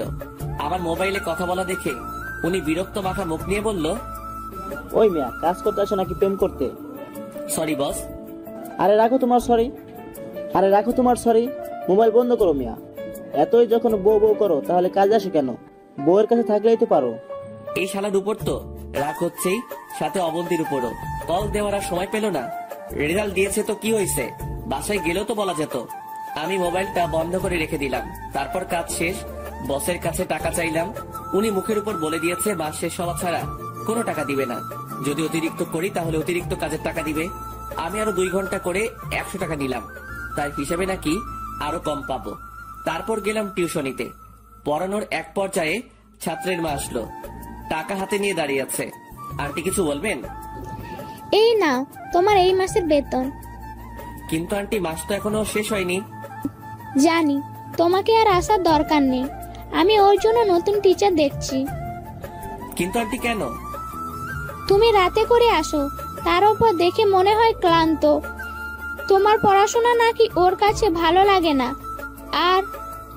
আর কি? আর তুমি নাকি ভ্যান। তোমাকে আজকে সকালে ওর ফ্রেন্ডরা সবাই দেখেছে। তারপর স্কুলে গিয়ে ওর অনেক রকম কথাবার্তা বলেছে, ঠাট্টা করেছে। আমি কিছু না বলে নিচের দিকে তাকিয়ে আছি। শালা ভ্যান গাড়ির সাথে পড়ানোর কি সম্পর্ক এখনো আমার মাথায় আসছে না। কিছু না বলে ওই বাসা থেকে বেরিয়ে গেলাম। এবার কি হবে? টিউশনির টাকাটা দিয়ে আব্বু আমার মেডিসিন কিনি, কিন্তু এবার কি হবে? হঠাৎ করে অবন্তীর রেজাল্টের কথা মনে পড়লো। আন্টির দেওয়া বেতনগুলো দেখতে লাগলাম। পুরো টাকা দেয়নি, অর্ধেক দিয়েছে। বাস আসলে সব দিক দিয়েই আসে। অবন্তীর জন্য 2 কেজি মিষ্টি নিলাম। তারপর হেঁটে হেঁটে বাসায় গেলাম। কলিং বেল দেওয়ার একটু পর দরজা খুলে দিল। তাকিয়ে দেখি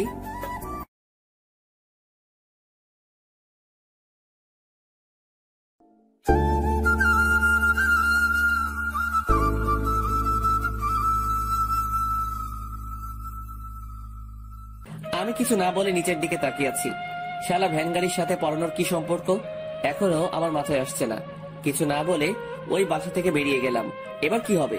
টিউশনির টাকাটা দিয়ে আব্বু আমার মেডিসিন কিনি, কিন্তু এবার কি হবে? হঠাৎ করে অবন্তীর রেজাল্টের কথা মনে পড়লো। আন্টির দেওয়া বেতনগুলো দেখতে লাগলাম।